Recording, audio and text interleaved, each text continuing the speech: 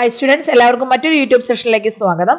അപ്പോൾ നമ്മൾ ഇന്ന് നോക്കാൻ പോകുന്നത് വളരെ ഇമ്പോർട്ടൻ്റ് ആയിട്ടുള്ള, അതായത് 6th സെമ്മിൻ്റെ മെൻ്റൽ ഹെൽത്ത് നഴ്സിംഗ് എക്സാമിലെ ഒരു ഷുവർ ഷോർട്ട് ക്വസ്റ്റ്യൻ എന്ന് പറയാൻ പറ്റുന്ന ഒരു ക്വസ്റ്റ്യൻ ആണിത്, മെൻ്റൽ സ്റ്റാറ്റസ് എക്സാമിനേഷൻ. അപ്പോൾ നിങ്ങൾക്കറിയാം 5th സെമ്മിൽ നിങ്ങൾ മെൻ്റൽ ഹെൽത്ത് നഴ്സിംഗിൻ്റെ first part mental health nursing 1 പഠിച്ചു.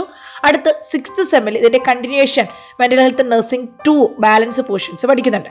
ഇത് രണ്ടും കൂടെ കമ്പൈൻ ചെയ്തിട്ടാണ് നിങ്ങൾക്ക് 6th സെമ്മിൽ എക്സാം വരുന്നത്. 75 മാർക്സിൻ്റെ ടോട്ടൽ ഒരു പേപ്പറായിട്ടാണ് എക്സാം വരുന്നത്. അപ്പോൾ അതിൽ എല്ലാ പ്രാവശ്യവും ഒരു ക്വസ്റ്റ്യൻ ഉറപ്പായിട്ട് ചോദിക്കുന്ന ഒരു ടോപ്പിക്കാണ് മെൻ്റൽ സ്റ്റാറ്റസ് എക്സാമിനേഷൻ എന്ന് പറയുന്നത്.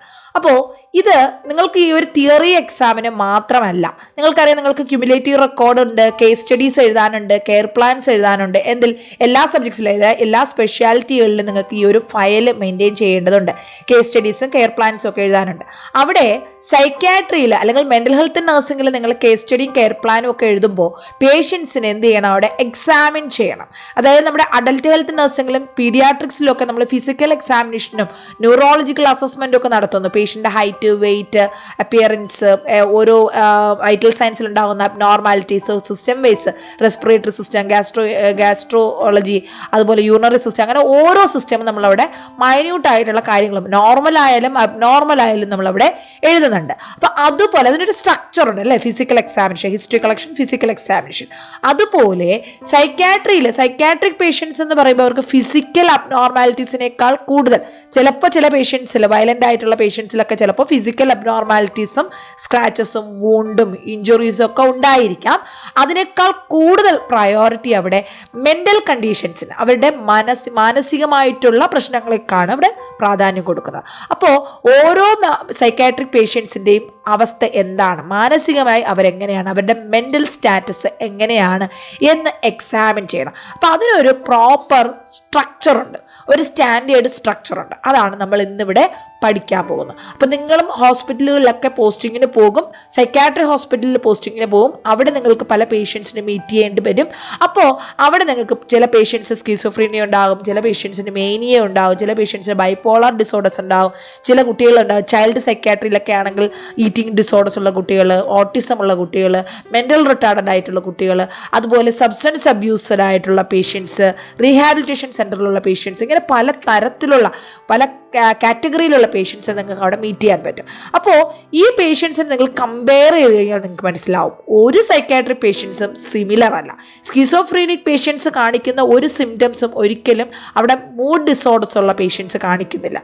മൂഡ് ഡിസോർഡേഴ്സ് ഉള്ള പേഷ്യൻസ് കാണിക്കുന്ന സിംറ്റംസ് അല്ല സബ്സ്റ്റൻസ് അബ്യൂസ് ഡിസോർഡേഴ്സ് ഉള്ള പേഷ്യൻസ് കാണിക്കുന്നത് അല്ലേ. അപ്പോൾ ടോട്ടലി ഓരോ ഡിസീസിനും ഓരോ തരത്തിലുള്ള സിംറ്റംസ് കാണിക്കുന്നുണ്ട്. അപ്പം നമുക്ക് അത് തിരിച്ചറിയുക, ഈ ഒരു പേഷ്യൻറ്റിന് എന്താണ് പ്രോബ്ലം, എന്തൊക്കെ സിംറ്റംസ് ആണ് കാണിക്കുന്നത്, എന്തൊക്കെ സയൻസ് ആണ് കാണിക്കുന്നത്, ഈ സയൻസ് സിംറ്റംസ് എന്ത് ഡിസീസിനെ സൂചിപ്പിക്കുന്നു എന്ന് മനസ്സിലാക്കാനുള്ള ഒരു examination. So just alternative choice for physical examination, അതായത് നമ്മുടെ അഡൽട്ട് ഹെൽത്ത് നഴ്സുകൾ ഫിസിക്കൽ എക്സാമിനേഷൻ ചെയ്യുന്നതിന് പകരം സൈക്കാട്രിയിൽ നമ്മൾ മെൻ്റൽ സ്റ്റാറ്റസ് എക്സാമിനേഷൻ ആണ് ചെയ്യുന്നത്.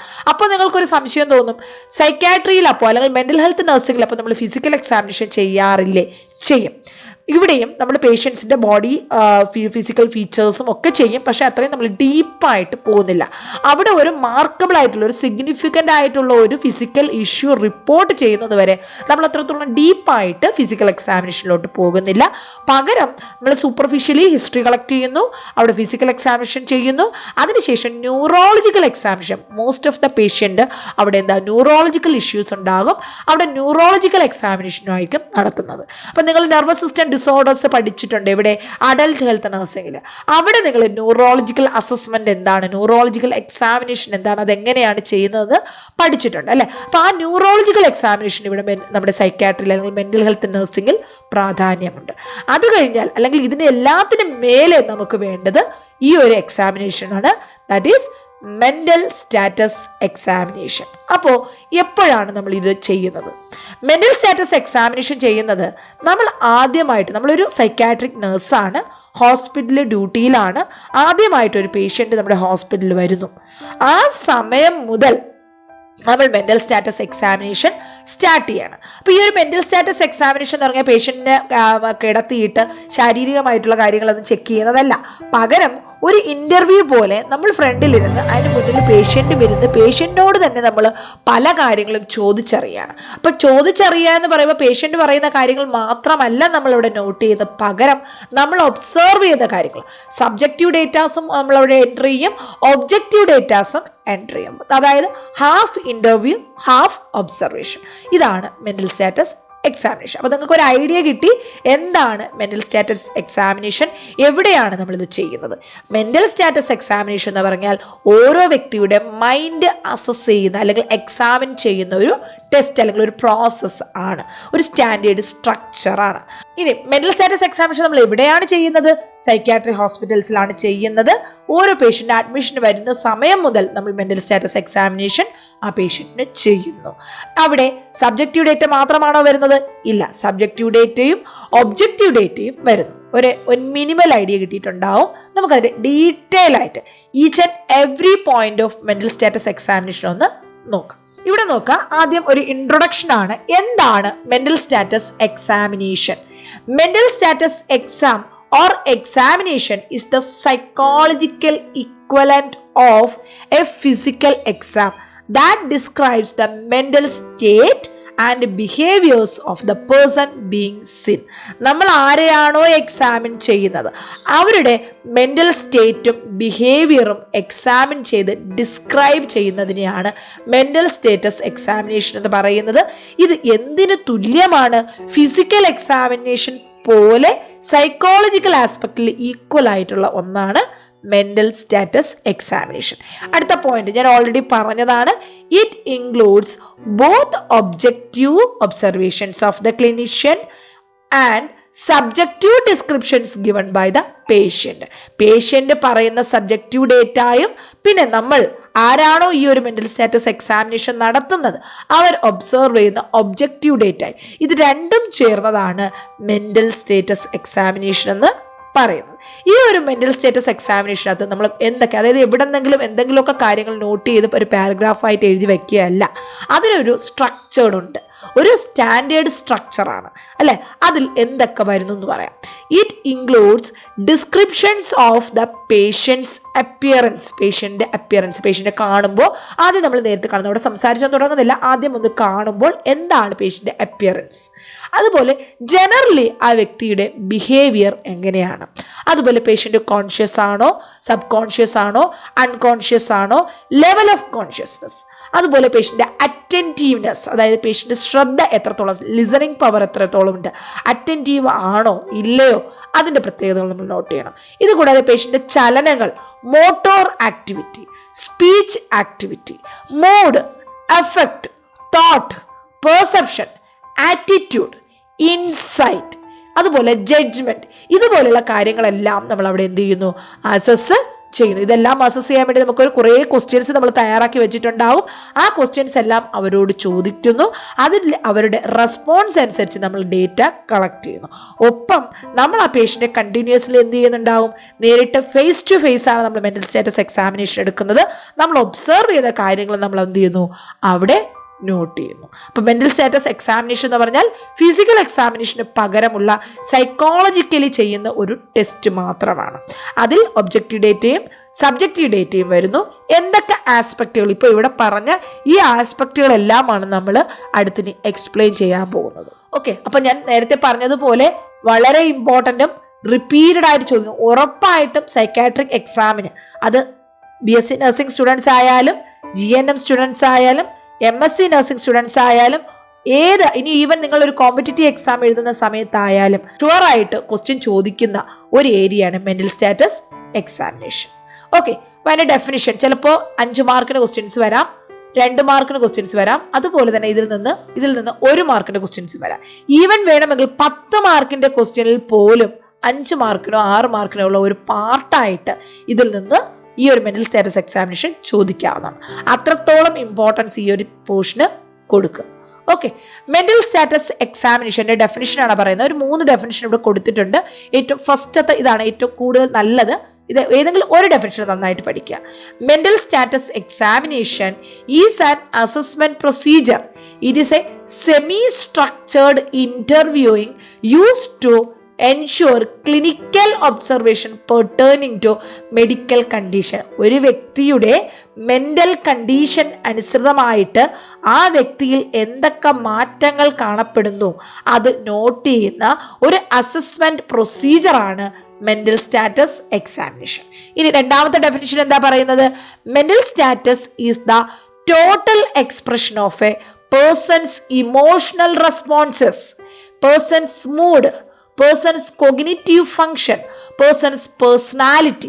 അതായത് ഇതെല്ലാം ഈ നമ്മളിപ്പോൾ പറഞ്ഞ എല്ലാ കാര്യങ്ങളും നമ്മൾ ഇവിടെ പഠിച്ചിട്ടുണ്ട്. സൈക്കോളജിയിൽ ഫസ്റ്റ് സെമ്മിൽ നോർമലായിട്ടുള്ള ഒരു ഹ്യൂമൻ്റെ സൈക്കോളജി നമ്മൾ പഠിച്ചു. അവിടെ ഓരോ മനുഷ്യനും നോർമലി എന്തൊക്കെ കാണുന്നു, എന്താണ് ആ മനുഷ്യൻ്റെ സ്വഭാവ രീതികൾ ഫോം ചെയ്യുന്നതിന് കാരണം, എന്തുകൊണ്ടാണ് ആ മനുഷ്യൻ അങ്ങനെ റെസ്പോണ്ട് ചെയ്യുന്നത്, ഇതെല്ലാം നമ്മൾ പറഞ്ഞു. അവിടെ നമ്മൾ നോർമൽ പഠിച്ചെങ്കിൽ അതിൻ്റെ അബ്നോർമാലിറ്റീസ് ആണ് ഇവിടെ മെൻ്റൽ ഹെൽത്ത് നഴ്സിംഗിൽ പഠിക്കുന്നത്. അതായത് abnormal emotional responses, abnormal mood, abnormal cognitive functions, abnormal personalities. ഇതെല്ലാം ചെക്ക് ചെയ്യുന്ന ഒരു അസസ്മെൻറ്റ് പ്രൊസീജിയറാണ് mental status examination. Next one, it is a standardized format in which the clinician records the psychiatric signs and symptoms present at the time of interview. അതായത് എല്ലാ പേഷ്യൻസിനും എല്ലാ symptoms എപ്പോഴും കാണണമെന്നില്ല. ആ interview ചെയ്യുന്ന സമയത്ത് ക്ലിനിഷ്യൻ ഒബ്സർവ് ചെയ്യുന്ന അല്ലെങ്കിൽ ഒരു സൈക്കാട്രിക് നഴ്സ് ഒബ്സർവ് ചെയ്യുന്ന എന്തൊക്കെയാണോ സൈക്കാട്രിക് സൈൻസ് ആൻഡ് സിംറ്റംസ് ഉള്ളത് അവയെല്ലാം ഒരു സ്റ്റാൻഡർഡൈസ്ഡ് ഫോർമാറ്റിൽ റെക്കോർഡ് ചെയ്യുന്നു, ഒരു ക്ലിനിക്കൽ റെക്കോർഡിൽ മെയിൻറ്റെയിൻ ചെയ്യുന്നു. അതിനെയാണ് മെൻ്റൽ സ്റ്റാറ്റസ് എക്സാമിനേഷൻ എന്ന് പറയുന്നത്. ഏതെങ്കിലും ഒരു ഡെഫിനിഷൻ എഴുതുക. 5 മാർക്കിലല്ല 10 മാർക്കിൽ ഏതിലാണ് MSc അല്ലെങ്കിൽ മെൻ്റൽ സ്റ്റാറ്റസ് എക്സാമിനേഷൻ ചോദിച്ചാലും നിങ്ങൾ ഇതിൻ്റെ ഒരു ഡെഫിനിഷൻ, ഏതെങ്കിലും ഒരു ഡെഫിനിഷൻ കൃത്യമായിട്ട് അവിടെ എഴുതണം. ഡയറക്റ്റ്ലി മെൻ്റൽ സ്റ്റാറ്റസ് എക്സാമിനേഷനിലോട്ട് പോകുകയല്ല. ഒരു സ്റ്റാൻഡേർഡ് എസ്സേ സ്ട്രക്ചർ എന്ന് പറഞ്ഞാൽ ഡെഫിനിഷൻ കൊടുക്കുക, അത് കഴിഞ്ഞ് നിങ്ങൾ അതിൻ്റെ അടുത്ത സ്റ്റെപ്സുകൾ എന്തെങ്കിലും ഉണ്ടെങ്കിൽ അതൊക്കെ കൊടുത്തിട്ട് വേണം മെൻ്റൽ സ്റ്റാറ്റസ് എക്സാമിനേഷനിലോട്ട് പോകാൻ. ഇവിടെ നിങ്ങൾക്ക് ഡെഫിനിഷൻ കഴിഞ്ഞാൽ അടുത്തെഴുതാനുള്ളത് പർപ്പസസ് ആണ്. എന്തിനു വേണ്ടിയിട്ടാണ് ഈ ഒരു MSE മെൻ്റൽ സ്റ്റാറ്റസ് എക്സാമിനേഷൻ ചെയ്യുന്നത്? Purpose of mental status examination. First purpose, the purpose of MS is to obtain a comprehensive cross-sectional description of the patient's mental state. ഒരു വ്യക്തിയുടെ മാനസികാവസ്ഥയെക്കുറിച്ച് ഡീറ്റെയിൽ ആയിട്ട്, സൂപ്പർഫിഷ്യലി അല്ല, ക്രോസ് സെക്ഷണൽ ഡിസ്ക്രിപ്ഷൻ എന്ന് പറഞ്ഞാൽ each and every aspect to be examined. Comprehensive cross sectional description of patient's mental state. ഒരു വ്യക്തിയുടെ, ഒരു പേഷ്യൻറ്റിൻ്റെ മെൻ്റൽ സ്റ്റേറ്റിൻ്റെ ഓരോ ഘടകങ്ങളും ഓരോ ഫാക്ടേഴ്സും നമ്മളിവിടെ ഡീറ്റെയിൽ ആയിട്ട് എക്സാമിൻ ചെയ്യാൻ ഈ ഒരു MSE മെൻ്റൽ സ്റ്റാറ്റസ് എക്സാമിനേഷൻ നമ്മളെ സഹായിക്കുന്നു.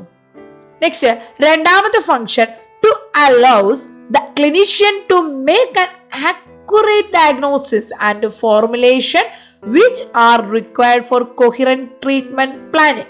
അതായത് ഒരു വ്യക്തി, വീട്ടിലുള്ളവരെന്തായിരിക്കും പറയുന്നത്, പേഷ്യൻ്റ് പാർട്ടി എന്തായിരിക്കും പറയുന്നത്, ഇങ്ങനെ കാണിക്കുന്നു, ഇത്ര കാര്യങ്ങൾ മറന്നു പോകുന്നു, സാധാരണ മുന്നേ ഇങ്ങനെയല്ലായിരുന്നു, ഇങ്ങനെയായി മാറുന്നു, ഇങ്ങനെ കുറേ സിംറ്റംസ്, സൈൻസ് ആൻഡ് സിംറ്റംസ് ആയിരിക്കും അവരവിടെ ഡിസ്ക്രൈബ് ചെയ്യുന്നത് അല്ലേ. ആ സൈൻസ് ആൻഡ് സിംറ്റംസിൽ നിന്നും പേഷ്യൻസിൻ്റെ എന്ത് രോഗമാണ്, എന്താണ് കൃത്യമായിട്ടുള്ള കണ്ടീഷൻ, എന്താണ് പേഷ്യൻ്റെ ഡയഗ്നോസിസ്, അല്ലെങ്കിൽ എന്തൊക്കെ കാര്യങ്ങളിലാണ് അവർക്ക് കെയർ വേണ്ടത്, എന്തൊക്കെയാണ് ആ പേഷ്യൻസിൻ്റെ നീഡ്സ് എന്ന് ഈസി ആയിട്ട് ആക്യുറേറ്റഡ് കൃത്യമായിട്ട് ഡയഗ്നോസ് ചെയ്യാൻ ക്ലിനീഷ്യനെ സഹായിക്കുന്നത് എന്താണ്?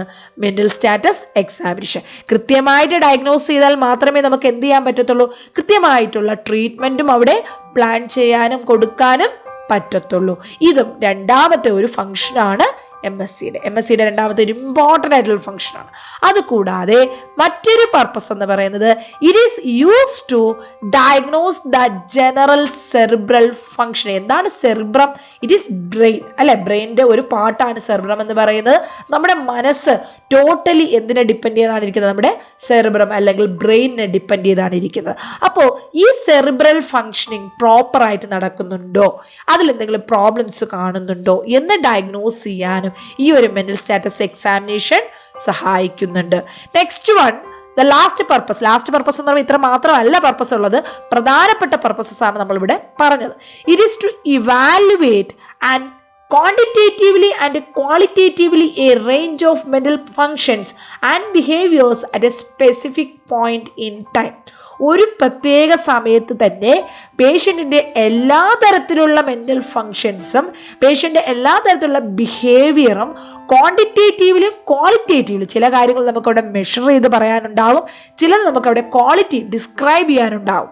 അവ രണ്ട് രീതിയിലും നമ്മൾ മെൻ്റൽ ഫങ്ഷൻസിനെ ഇവാലുവേറ്റ് ചെയ്യാൻ ഈ ഒരു മെൻ്റൽ സ്റ്റാറ്റസ് എക്സാമിനേഷൻ സഹായിക്കുന്നു. So what are the functions of MSc? To obtain comprehensive cross-sectional description of the patient's mental state. It allows the clinician to make an accurate diagnosis and formulation of diagnosis which are required for coherent treatment planning. And the third one, it is used to diagnose the general cerebral functioning. And the fourth one is, it is to evaluate quantitatively and qualitatively a range of mental functions and behaviors at a specified point of time. അപ്പോൾ ഇത്രയും പ്രധാനമായിട്ട് not ചെയ്യുക. ഇങ്ങനെ നമ്മുടെ purposes of MSc എന്ന് മാത്രം പറഞ്ഞ് 2 മാർക്കിന് ക്വസ്റ്റ്യൻ ചോദിച്ചിട്ടുണ്ട്. അവിടെ നിങ്ങൾക്ക് ആദ്യം മെൻ്റൽ സ്റ്റാറ്റസ് എക്സാമിനേഷൻ്റെ ഡെഫിനിഷൻ കൊടുക്കാം. ഡെഫിനിഷൻ കൊടുത്തതിന് ശേഷം ഈ 4 പർപ്പസസും അവിടെ ലിസ്റ്റ് ഡൗൺ ചെയ്യാം. അത് കഴിഞ്ഞിട്ട് 2 മാർക്കും ഫുള്ളായിട്ട് നിങ്ങൾക്ക് കിട്ടാൻ വേണ്ടി എൻ്റെ ഒരു സജഷൻ എന്ന് പറയുന്നത്, ആക്ച്വലി അത്രയും മതി, ആ ഒരു 4 പോയിന്റ് മാത്രം എഴുതിയാൽ 2 മാർക്ക് തരണമെന്നാണ്. എന്നാൽ ടീച്ചേഴ്സിനെ കുറച്ചുകൂടി ഇംപ്രസ് ചെയ്യാൻ വേണ്ടി നിങ്ങൾക്ക് ചെയ്യാൻ പറ്റുന്നത് ഡെഫിനിഷൻ അവിടെ ആഡ് ചെയ്യാം, ആ പർപ്പസസ് ആഡ് ചെയ്യാം, ഒപ്പം കമ്പോണൻസ് ഓഫ് MSc. എന്തൊക്കെ കമ്പോണൻസ് ആണ് നമ്മുടെ ഈ MScക്കകത്ത് വരുന്നത്, ഈ ഒരു 10 ഹെഡിങ്സ്, ഈ 10 ഹെഡിങ്സും കൂടെ നിങ്ങൾക്ക് അവിടെ ആഡ് ചെയ്യാം. എന്തൊക്കെയാണ് കമ്പോണൻസ് ഓഫ് MSc എന്ന് പറയുന്നത്? First one appearance and behaviour, second one psychomotor activity, third one speech, fourth one mood, fifth one affect, sixth one thought, seventh one perception, eighth one cognitive function, ninth one insight, 10th one judgement. ഈ 10 ഹെഡിങ്സും വളരെ ഇമ്പോർട്ടൻറ്റും ഇതേ ഓർഡറിൽ തന്നെ എഴുതുകയാണെങ്കിൽ അത് അത്രയും നല്ലതാണ്. അപ്പം നിങ്ങളിത് പല തവണ നിങ്ങളുടെ സൈക്കാട്രിയുടെ പോസ്റ്റിങ്ങിൻ്റെ സമയത്തും അതിൻ്റെ റൈറ്റിംഗ് വർക്ക്സിൻ്റെ സമയത്തും ഒക്കെ നിങ്ങൾ ഒരുപാട് തവണ നിങ്ങളിത് റിപ്പീറ്റ് ചെയ്ത് എഴുതും. അപ്പോൾ ഇങ്ങനെ ഒരു ഈച്ചേടി കോപ്പി പോലെ വെറുതെ എഴുതി പോകാതെ നിങ്ങൾ എന്താണോ എഴുതുന്നത് അത് എന്തിനു വേണ്ടിയിട്ടാണ് എഴുതുന്നത്, ആ ഒരു ഓരോ വേർഡും എന്താണ് അർത്ഥമാക്കുന്നതെന്ന് മനസ്സിലാക്കി എഴുതി കഴിഞ്ഞാൽ ഈ 5 മാർക്കിൻ്റെ ക്വസ്റ്റ്യൻ നിങ്ങൾക്ക് ഈസി ആയിട്ട് അവിടെ പഠിക്കാൻ പറ്റും. Appearance and behaviour, psychomotor activity, speech, mood, effect, thought, perception, cognitive function, insight, judgement. നമ്മൾ ഈ ഒരു 10 ഹെഡിങ്സ് തന്നെയാണ് ഇനി ഡീറ്റെയിൽ ആയിട്ട് പഠിക്കാൻ പോകുന്നത്. അപ്പോൾ 2 മാർക്കിൻ്റെ ക്വസ്റ്റ്യൻ്റെ ഡെഫിനിഷനും പർപ്പസസും ഈ കമ്പോണൻസും നിങ്ങൾക്ക് ലിസ്റ്റ് ഡൗൺ ചെയ്യാം. എന്നാൽ 5 മാർക്ക് വന്നു കഴിഞ്ഞാൽ ഇൻട്രൊഡക്ഷൻ എഴുതണം, ഡെഫിനിഷൻ എഴുതണം, അത് കഴിഞ്ഞാൽ പർപ്പസസ് എഴുതണം, കമ്പോണൻസ് ആദ്യം ലിസ്റ്റ് ഡൗൺ ചെയ്യണം, അതിനുശേഷം ഇതിലുള്ള ഓരോ കമ്പോണൻസും ഡീറ്റെയിൽ ആയിട്ട് എക്സ്പ്ലെയിൻ ചെയ്യണം. അപ്പോൾ എന്തൊക്കെ കാര്യങ്ങളാണ് ഇതിൽ ഓരോ ഹെഡിങ്സിലും ഓരോ കമ്പോണൻസും നമ്മൾ ചെക്ക് ചെയ്തതെന്ന് അടുത്ത് നോക്കാം. First component appearance and behaviour. അപ്പോൾ ഈ ഓരോ കമ്പോണൻസിൻ്റെയും അർത്ഥം നിങ്ങൾക്ക് അറിയാവുന്ന കാര്യങ്ങളാണ്, കാരണം ഇതെല്ലാം സൈക്കോളജി നിങ്ങൾ പഠിച്ചിട്ടുണ്ട്, നോർമൽ ആയിട്ടുള്ള കാര്യങ്ങൾ അല്ലേ. അപ്പോൾ അത് തന്നെ നമ്മൾ അതിൻ്റെ അബ്നോർമാലിറ്റീസ് ഉണ്ടോ ഇല്ലയോ എന്ന് നമ്മളിവിടെ ചെക്ക് ചെയ്തെന്ന് മാത്രമേ ഉള്ളൂ. അപ്പോൾ first component appearance and behaviour, അതായത് നമ്മളവിടെ ആ ഒരു വ്യക്തിയെ നേരിട്ട് ആദ്യമായിട്ട് കാണുന്നു. ആ വ്യക്തിയുടെ അപ്പിയറൻസ്, ജനറൽ അപ്പിയറൻസും അവരുടെ സ്വഭാവ രീതിയിൽ ജനറൽ ആയിട്ടുള്ള സ്വഭാവ രീതികളും എന്താണെന്നാണ് നമ്മളിവിടെ നോക്കുന്നത്. ഈ ഒരു ഫസ്റ്റ് കമ്പോണൻറ്റ് തന്നെ നമുക്ക് പല കാര്യങ്ങളും പല സബ് ഹെഡിങ്സും ചെക്ക് ചെയ്യാറുണ്ട്. എന്തൊക്കെയാണ് അതിൻ്റെ സബ് ഹെഡിങ്സ് ആയിട്ട് ചെക്ക് ചെയ്യാനുള്ളത്? First one attitude, second one general appearance and grooming, third one facial expression, fourth one posture, fifth one gait and carriage, next sixth one body build, and seventh one rapport, 8th mode of entry, 9th one cooperativeness. അപ്പോൾ ഈ 9 ഹെഡിങ്ങും എങ്ങനെയാണെന്ന് നമുക്ക് describe ചെയ്യണം. ശരി, detail ആയിട്ട് തന്നെ ഞാനിത് ഇവിടെ എല്ലാം പറഞ്ഞു തരും, കാരണം നിങ്ങൾ പോസ്റ്റിങ്ങിന് പോകുന്ന സമയത്ത് അതിൻ്റെ ഒരു അർത്ഥം മനസ്സിലാക്കാതെ ഒന്നും എഴുതാൻ പാടില്ല. അത് അറിഞ്ഞ് എന്താണെന്ന് ചെക്ക് ചെയ്ത് തന്നെ കൃത്യമായിട്ട് എഴുതുക. ഓക്കെ, അപ്പോൾ നമുക്ക് അപ്പിയറൻസ് ആൻഡ് ബിഹേവിയറിൽ ആദ്യത്തെ component that is attitude. Attitude എന്ന് പറയുമ്പോൾ ഒരു വ്യക്തിയുടെ ആറ്റിറ്റ്യൂഡ് എങ്ങനെയാണ്, നമ്മൾ അവരുമായിട്ട് സംസാരിക്കുമ്പോൾ നമുക്ക് അവരുടെ ആറ്റിറ്റ്യൂഡ് മനസ്സിലാവും. Whether he is cooperative or whether he is friendly, whether she is stressful, purposefulness, attentive, interested, seductive, hostile, contentious, playful, defensive, guarded. അതായത് ആ ഒരു വ്യക്തിയുടെ സ്വഭാവ രീതി എങ്ങനെയാണ്, ആറ്റിറ്റ്യൂഡ് എങ്ങനെയാണ്, ഒരു താല്പര്യത്തോടെയാണോ ഇരിക്കുന്നത്, ഒരു വിശ്വാസതയോടെയാണോ ഇരിക്കുന്നത്, അതായത് കൃത്യമായിട്ടൊരു ലക്ഷ്യത്തോടെയാണോ ഇരിക്കുന്നത്, അതോ നമ്മളോട് സംസാരിക്കുന്നത് നല്ല ഫ്രണ്ട്ലി ആയിട്ടാണോ, അതോ നല്ല കോപ്പറേറ്റീവ് ആണോ, അതോ അൺകോപ്പറേറ്റീവ് ആണോ, അതോ കളികൾ കൂടുതലുള്ള ഒരു വ്യക്തിയാണോ, അതോ കണ്ടന്റ്, അതായത് ഒരുപാട് കാര്യങ്ങൾ അറിയാവുന്ന ഒരു വ്യക്തിയാണോ, അതോ കൂടുതൽ പ്രൊട്ടക്ഷനെ കുറിച്ച് ചിന്തിക്കുന്ന ഒരു വ്യക്തിയാണോ, അതോ സുരക്ഷിതത്വത്തിനെ കുറിച്ച് മാത്രം ചിന്തിക്കുന്ന ഒരു വ്യക്തിയാണോ. ഇങ്ങനെ ഓരോ വ്യക്തിയുടെ ആറ്റിറ്റ്യൂഡ് എന്താണെന്നുള്ളത് നമ്മളത് പ്രത്യേകിച്ച് ആറ്റിറ്റ്യൂഡ് എന്ന് പറഞ്ഞൊരു ക്വസ്റ്റ്യൻ ചോദിക്കുകയല്ല ചെയ്യുന്നത്. ടോട്ടലി നമ്മൾ ഇൻ്റർവ്യൂ ചെയ്യുന്ന സമയത്ത് ആ വ്യക്തി സംസാരിക്കുന്ന രീതി, ഇരിക്കുന്ന രീതി, പറയുന്ന വാക്കുകൾ, നോട്ടം, ഇതിൽ നിന്നെല്ലാം നമുക്ക് എന്ത് മനസ്സിലാക്കാൻ പറ്റും, ആ വ്യക്തിയുടെ ആറ്റിറ്റ്യൂഡ് മനസ്സിലാക്കാം. അപ്പോൾ എന്തൊക്കെ കാര്യങ്ങൾ ആറ്റിറ്റ്യൂഡിൽ നമ്മൾ ചെക്ക് ചെയ്യും? കോപ്പറേറ്റീവ് ആണോ? അപ്പോൾ നമ്മളവിടെ ആറ്റിറ്റ്യൂഡ് എന്നുള്ള ഹെഡിങ് കൊടുക്കുന്നു. ആദ്യത്തെ ഹെഡിങ് എന്ന് പറഞ്ഞാൽ അപ്പിയറൻസ് ആൻഡ് ബിഹേവിയർ ആണ്. അതിൽ നമ്മൾ 9 കാര്യങ്ങൾ ചെക്ക് ചെയ്യുന്നുണ്ട്. അതിൽ ഫസ്റ്റ് വൺ ആറ്റിറ്റ്യൂഡ്. അപ്പോൾ നമ്മൾ അതിൻ്റെ താഴെ എഴുതും. പേഷ്യൻ്റ്, ഇപ്പോൾ സപ്പോസ് നിങ്ങൾക്ക് കിട്ടിയ പേഷ്യൻ്റ് ഫ്രണ്ട്ലി ആണെങ്കിൽ നിങ്ങളിവിടെ ആ ഒരു ഫ്രണ്ട്ലി എന്ന് മാത്രം കേസ് സ്റ്റഡിയിൽ എഴുതിയാൽ മതി. ട്രസ്റ്റ്ഫുൾ ആണെങ്കിൽ ട്രസ്റ്റ്ഫുൾ ആണെന്ന് മാത്രം എഴുതിയാൽ മതി. അറ്റൻറ്റീവ് ആണ്, നിങ്ങൾ പറയുന്ന കാര്യങ്ങൾ കേട്ടിരിക്കുന്നുണ്ട്. ഇൻട്രസ്റ്റഡ് ആയിട്ടുള്ളൊരു വ്യക്തിയാണെങ്കിൽ അവിടെ ഇൻട്രസ്റ്റഡ് ആണെന്ന് മാത്രം എഴുതിയാൽ മതി. അല്ലാതെ ഈ പറയുന്ന എല്ലാ കാര്യങ്ങളും എഴുതണ്ട. പക്ഷേ നിങ്ങളുടെ എക്സാമിന്, നിങ്ങൾ മെൻ്റൽ സ്റ്റാറ്റസ് എക്സാമിനേഷൻ എഴുതുമ്പോൾ ഈ ഹെഡിങ്സുകളെല്ലാം നിങ്ങൾ അവിടെ എഴുതണം. കാരണം നിങ്ങൾ അവിടെ ഒരു പേഷ്യൻറ്റിനെ കാണുകയല്ല, ഈ പേഷ്യൻറ്റിന് നിങ്ങൾ എന്തൊക്കെ കാര്യങ്ങൾ ചെക്ക് ചെയ്യുന്നു എന്നുള്ള കാര്യങ്ങളാണ് നിങ്ങൾ എക്സാമിന് എഴുതുന്നത്, അല്ലേ? അപ്പോൾ അവിടെ ആറ്റിറ്റ്യൂഡ്, അതിന് കീഴിൽ എന്തൊക്കെ എഴുതണം? കോപ്പറേറ്റീവ് ആണോ, ഫ്രണ്ട്ലി ആണോ, ട്രസ്റ്റ്ഫുൾ ആണോ, പർപ്പസ്ഫുൾനെസ് ആണോ, അറ്റൻറ്റീവ് ആണോ, ഇൻട്രസ്റ്റഡ് ആണോ, സെഡക്റ്റീവ് ആണോ, ഹോസ്റ്റൈൽ ആണോ, കണ്ടൻഷ്യസ് ആണോ, പ്ലേഫുൾ ആണോ, ഡിഫെൻസീവ് ആണോ, ഗാർഡഡ് ആണോ, ഇതെല്ലാം നിങ്ങളവിടെ എഴുതണം. അടുത്ത നമ്മുടെ അപ്പിയറൻസ് ആൻഡ് ബിഹേവിയർ തന്നെ നെക്സ്റ്റ് ആസ്പെക്ട് എന്താണ്? General appearance, grooming. നമ്മുടെ 10 ഹെഡിങ്ങിൽ ആദ്യത്തെ ഹെഡിങ്ങേ തുടങ്ങിയിട്ടുള്ളൂ. അതിൽ രണ്ടാമത്തേതാണ് പറയുന്നത് ജനറൽ അപ്പിയറൻസും ഗ്രൂമിങ്. അതായത് നമ്മൾ ഒരു വ്യക്തി നമ്മുടെ മുന്നിൽ വന്നിരിക്കുന്നു, അവരുടെ അപ്പിയറൻസ് എങ്ങനെയാണ്? അതായത് ഒരു കുട്ടിയാണോ, അതോ യങ് ഏജ് ആണോ, അഡൾട്ട് ഏജ് ആണോ, ജീറിയാട്രിക് പേഷ്യൻ്റ് ആണോ? How the patient appearance means looking one's age. അവിടെ നമ്മൾ പ്രായമാണ് പ്രധാനമായിട്ട് ചെക്ക് ചെയ്യുന്നത്. ഓൾഡർ ആണോ, യങ്ങർ ആണോ, ചൈൽഡ് ആണോ, അഡോളസെൻ്റ് ആണോ എന്നുള്ളത് നമ്മൾ എഴുതുന്നു. അടുത്ത രണ്ടാമതുള്ളത് ലെവൽ ഓഫ് ഗ്രൂമിങ്. അതായത് ഓരോ വ്യക്തികളുടെയും എന്താ പറയുക, ഒരു ഡ്രസ്സിങ് രീതി എന്ന് പറയുന്നത് വ്യത്യസ്തമാണ്. നോർമൽ, ക്വൈറ്റ് നാച്ചുറൽ ആയിട്ടുള്ള നോർമൽ ആയിട്ടുള്ള ഡ്രസ്സിങ് ആണോ ധരിച്ചിരിക്കുന്നത്, അതോ ഷാബ്ലി ഡ്രസ്സിങ് ആണോ, അതോ ഓവർ ഡ്രസ്സിങ് ആണോ, ഇഡിയോസിൻക്രാറ്റിക്കലി ഡ്രസ്സിങ് ആണോ? അതായത് ചില ആൾക്കാരുണ്ട് ഭയങ്കരമായിട്ട് മേക്കപ്പ് ഒക്കെ ഇട്ട് എപ്പോഴും ഒരുങ്ങി, അതായത് മേനിയൊക്കെ ഉള്ള പേഷ്യൻസ് ആണെങ്കിൽ എന്തായിരിക്കും, എപ്പോഴും കുറേ ലിപ്സ്റ്റിക്കും കളറും എന്താ പറയുക കുറേ ഭംഗിയുള്ള സ്ലൈഡുകളും അങ്ങനെയൊക്കെ ഉള്ള ഒരു ഭയങ്കര ആ ഒരു കളർഫുൾനെസ്സിന് അവിടെ ഒരു പ്രാധാന്യം കൊടുക്കുന്ന ആൾക്കാരുണ്ട്. നോർമലി ഉള്ള ആൾക്കാരും അങ്ങനെ നടക്കാറുണ്ട്.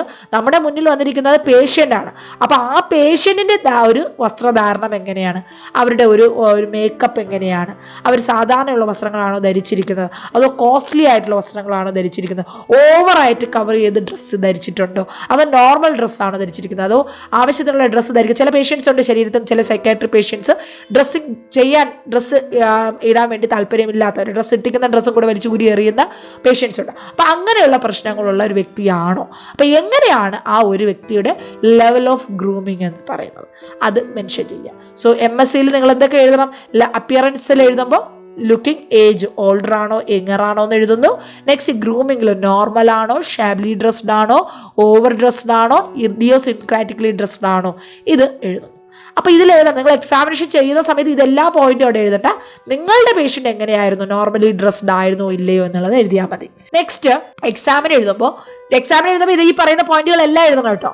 ഞാൻ പറയുന്നത് നിങ്ങൾ കേസ് സ്റ്റഡി കെയർ പ്ലാൻ എഴുതുന്ന സമയത്താണ് ഇതെല്ലാ പോയിന്റും കൂടെ അവിടെ എഴുതി കളയുന്നത്. കാരണം നിങ്ങളുടെ മുന്നിൽ കിട്ടിയ പേഷ്യൻ്റ് ഒന്നുകിൽ അഡിക്വേറ്റ്ലി ഡ്രസ്സ് ചെയ്തിട്ടുണ്ടാവും, ചിലപ്പോൾ ഇൻഅഡിക്വേറ്റ്ലി ഡ്രസ്സ് ചെയ്തത്. അപ്പോൾ ആ അഡിക്വേറ്റ് ഇൻഅഡിക്വേറ്റ് എന്നുള്ള 2 വാക്ക് കൊടുത്ത് എഴുതി കളയരുത്. അവിടെ ഏതാണോ നിങ്ങൾ കാണുന്നത് അതവിടെ എഴുതുക.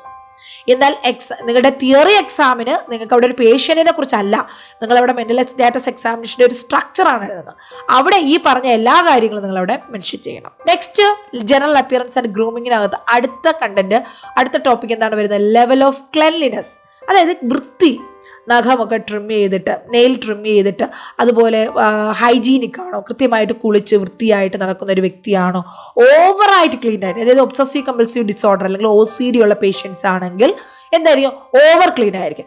ജസ്റ്റ് ഒന്ന് ആ ഒരു ഇരിക്കാനൊരു ചെയർ കൊടുക്കുമ്പോൾ തന്നെ അവിടെ എന്തായിരിക്കും, ഒരു ടിഷ്യൂ പേപ്പർ എടുത്ത് തട്ടി കുടഞ്ഞ്, വൃത്തിയുള്ള ചെയർ ആണെങ്കിൽ പോലും എന്തായിരിക്കും അവിടെ ഒന്ന് തട്ടി പൊടിയൊക്കെ തട്ടി കളഞ്ഞിട്ടായിരിക്കും പുള്ളി അവിടെ ഇരിക്കുന്നത്. അല്ലെങ്കിൽ ഒരു പ്രാവശ്യം ഒന്ന് കൈയൊന്ന് അതിൻ്റെ ഒരു ഹാൻഡിലിൽ വെച്ച് കഴിഞ്ഞാൽ അപ്പോൾ ഉടനെ കൈയെടുത്ത് തുടയ്ക്കുന്നുണ്ടാവും. അപ്പോൾ അതുപോലെയുള്ള പ്രകൃതങ്ങൾ കാണിക്കുന്ന ആൾക്കാരുണ്ടാവും. അപ്പോൾ നമുക്ക് ആ ഒരു സിംറ്റമിൽ തന്നെ നമുക്ക് മനസ്സിലാകും he's suspected for OCD, obsessive compulsive disorder, അല്ലേ? അപ്പം അതെല്ലാം നമ്മൾ ഇവിടെ ഒരു ഗ്രൂമിങ്ങും അപ്പിയറൻസും ഒക്കെ എന്തിനാണ് നോക്കുന്നത്? അവർ വൃത്തിയില്ലെങ്കിൽ വൃത്തി പഠിപ്പിച്ചു കൊടുക്കാൻ വേണ്ടിയിട്ടാണ്? ഇല്ല, ഇതൊക്കെ പല സൈക്കാട്രിക് ഡിസോർഡേഴ്സിൻ്റെയും സിംറ്റംസ് ആണ്. അങ്ങനെയുള്ള സിംറ്റംസ് എന്തെങ്കിലും ആ വ്യക്തിയിൽ കാണുന്നുണ്ടോ ഇല്ലയോ എന്ന് ചെക്ക് ചെയ്യണം. So next one, level of cleanliness. Adequate cleanliness ഉണ്ടോ, ഇൻഅഡിക്വേറ്റ് ക്ലെൻലിനെസ് ആണോ, അതോ ഓവേർട്ടായിട്ട് ഭയങ്കരമായിട്ട് ഓവറായിട്ടുള്ള ക്ലെൻലിനെസ് മെയിൻറ്റെയിൻ ചെയ്യുന്ന ആളാണോ എന്ന് നോട്ട് ചെയ്യാം. നെക്സ്റ്റ് വൺ, എന്നാൽ നമ്മുടെ ആ ഒരൊറ്റ ഈ ഒരു ജനറൽ അപ്പിയറൻസിൻ്റെ ഗ്രൂമിങ്ങിൻ്റെ ഒരൊറ്റ ഫൈൻഡിങ് കൊണ്ട് മാത്രം നമുക്ക് ആ പേഷ്യൻറ്റിന് OCD ഉണ്ടെന്ന് പറയാൻ പറ്റത്തില്ല. ചില ആൾക്കാരുടെ നോർമലി ഉള്ള ഒരു ലൈഫ് സ്റ്റൈലിലും എന്ത് ചെയ്യാറുണ്ട്, ഇങ്ങനെ ഈ ഒരു ക്ലെൻലിനെസ് മെയിൻറ്റെയിൻ ചെയ്യുന്നവരുണ്ട്. അപ്പോൾ ഇതെല്ലാം കോർഡിനേറ്റ് ചെയ്ത് അവരുടെ അടുത്തുള്ള പല ടെസ്റ്റുകളും ചെയ്ത് അതിലെല്ലാം സിംറ്റംസ് കാണുന്നുണ്ടെങ്കിൽ മാത്രം, അതിന് ആ ഒരു ഡിസീസിനെ സപ്പോർട്ട് ചെയ്യുന്ന പ്രോബ്ലംസ് കാണുന്നുണ്ടെങ്കിൽ മാത്രമാണ് നമ്മളൊരു ഫൈനൽ ഡയഗ്നോസിസിൽ അവിടെ എത്തിച്ചേരുന്നത്. Okay, next one, level of consciousness. Fully conscious ആണോ, നമ്മുടെ മുന്നിലിരുന്ന് കൃത്യമായിട്ട് എല്ലാ കാര്യങ്ങളും ശ്രദ്ധിച്ചിരുന്ന് കേട്ട് പറയുന്നുണ്ടോ, അതോ അലേർട്ടാണോ, അതായത് ആരാണ് ഞാൻ, എന്താണ് ഞാൻ, എൻ്റെ ഉത്തരവാദിത്തങ്ങൾ എന്തൊക്കെയാണ്, ഞാൻ എവിടെയാണ് ഇരിക്കുന്നത്, എന്തിനാണ് ഞാൻ ഇവിടെ വന്നത്, ഇതൊക്കെ തിരിച്ചറിയാവുന്ന ഒരു വ്യക്തിയാണോ, ഫുള്ളി കോൺഷ്യസ് ആണോ, അതോ സെമി കോൺഷ്യസ് ആണ്? ചിലർക്ക് ചില കാര്യങ്ങൾ അറിയായിരിക്കും, ചില കാര്യങ്ങൾ അറിയത്തില്ലായിരിക്കും. ചിലർ ഡ്രൗസി ആയിരിക്കും. ചിലരാണെങ്കിൽ കൊണ്ടിരുത്തി കഴിഞ്ഞാൽ അതേ ഒരു പൊസിഷനിൽ സ്റ്റുപ്രസ് ആയിട്ട് ഒരിടത്ത് തന്നെ ഇങ്ങനെ നോക്കിക്കൊണ്ട് കറക്റ്റായിട്ട് ഇങ്ങനെ സ്റ്റുപ്രസ് ആയിട്ട് സ്റ്റാച്യു പോലെ ഇരിക്കുന്നുണ്ടാവും. ചിലരാണെങ്കിൽ കൊണ്ടുവരുമ്പോൾ സൈക്കാട്രി പേഷ്യൻസ് എന്തായിരിക്കും, കോമ ആയിട്ടായിരിക്കും, കൊമറ്റോസ്ഡ് ആയിരിക്കും. അപ്പം ഇതിൽ ഏത് സ്റ്റേജാണ്, പേഷ്യൻ്റ് കോൺഷ്യസ് ആണോ ഇല്ലയോ എന്ന് ചെക്ക് ചെയ്യണം. That is level of conscious. അപ്പോൾ ജനറൽ അപ്പിയറൻസ് ആൻഡ് ഗ്രൂമിങ്ങിൽ നമ്മൾ എന്തൊക്കെയാണ് പറഞ്ഞത്? അപ്പിയറൻസ് നോക്കി, പേഷ്യൻ്റ് ഏജ്ഡ് ആണോ യങ്ങർ ആണോ എന്ന് നോക്കി, ലെവൽ ഓഫ് ഗ്രൂമിങ് നോക്കി, നോർമൽ ആണോ, ഡ്രസ്ഡ് എങ്ങനെയാണെന്ന് നോക്കി, ക്ലെൻലിനെസ് നോക്കി, കോൺഷ്യസ്നെസ് നോക്കി. അപ്പോൾ ഇത് ഫസ്റ്റിലെ സെക്കൻഡ് പോയിന്റ്, ഫസ്റ്റ് കമ്പോണൻറ്റിൻ്റെ സെക്കൻഡ് സബ് ഹെഡിങ് ആണ്. നെക്സ്റ്റ്, ഫസ്റ്റ് കമ്പോണൻറ്റിൻ്റെ തന്നെ third sub heading, facial expression. അതായത് നമ്മളൊരു കാര്യം ചോദിക്കുന്നു, ചില വ്യക്തികളുണ്ടായിരിക്കും നന്നായിട്ട് എക്സ്പ്ലെയിൻ ചെയ്ത് പറയുമ്പോൾ മുഖത്തുള്ള ആ എക്സ്പ്രഷൻസ് എല്ലാം കൃത്യമായിട്ട് വരുന്നത്. വിഷമം വരുമ്പോൾ കറക്റ്റ് വിഷമത്തിൻ്റെ ആ ഒരു എക്സ്പ്രഷൻസ് വരുന്നു. സന്തോഷം വരുമ്പോൾ നമ്മുടെ ആ വ്യക്തി ചിരിച്ചില്ല എങ്കിൽ പോലും ആ വ്യക്തിയുടെ കവിളുകളിലൂടെ തന്നെ നമുക്ക്, കണ്ണുകളിലൂടെ നമുക്ക് അറിയാൻ പറ്റും എന്ത്, ആ വ്യക്തി ഹാപ്പിയാണ് എന്ന് പറയാൻ മനസ്സിലാക്കുക പറ്റുമല്ലേ?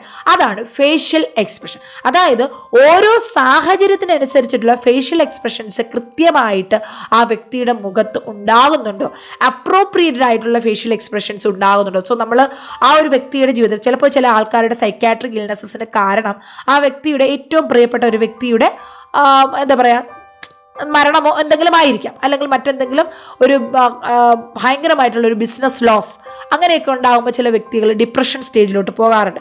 അപ്പോൾ അങ്ങനെയുള്ള ആൾക്കാരിൽ ചില പല റിയാക്ഷൻസും മുഖത്ത് വരാറില്ല ഡിപ്രസീവ് സ്റ്റേറ്റിലുള്ള വ്യക്തികളിൽ. അപ്പോൾ സങ്കടമുള്ള കാര്യങ്ങൾ പറഞ്ഞാലും സന്തോഷമുള്ള കാര്യങ്ങൾ പറഞ്ഞു കഴിഞ്ഞാൽ നമ്മൾ കമ്മ്യൂണിക്കേറ്റ് ചെയ്യുമ്പോൾ there is no expression in the patient face. അപ്പോൾ അങ്ങനെയുള്ള കണ്ടീഷൻസ് ഉണ്ടെങ്കിൽ അത് നമ്മളവിടെ നോട്ട് ചെയ്യണം. So facial expression is very important.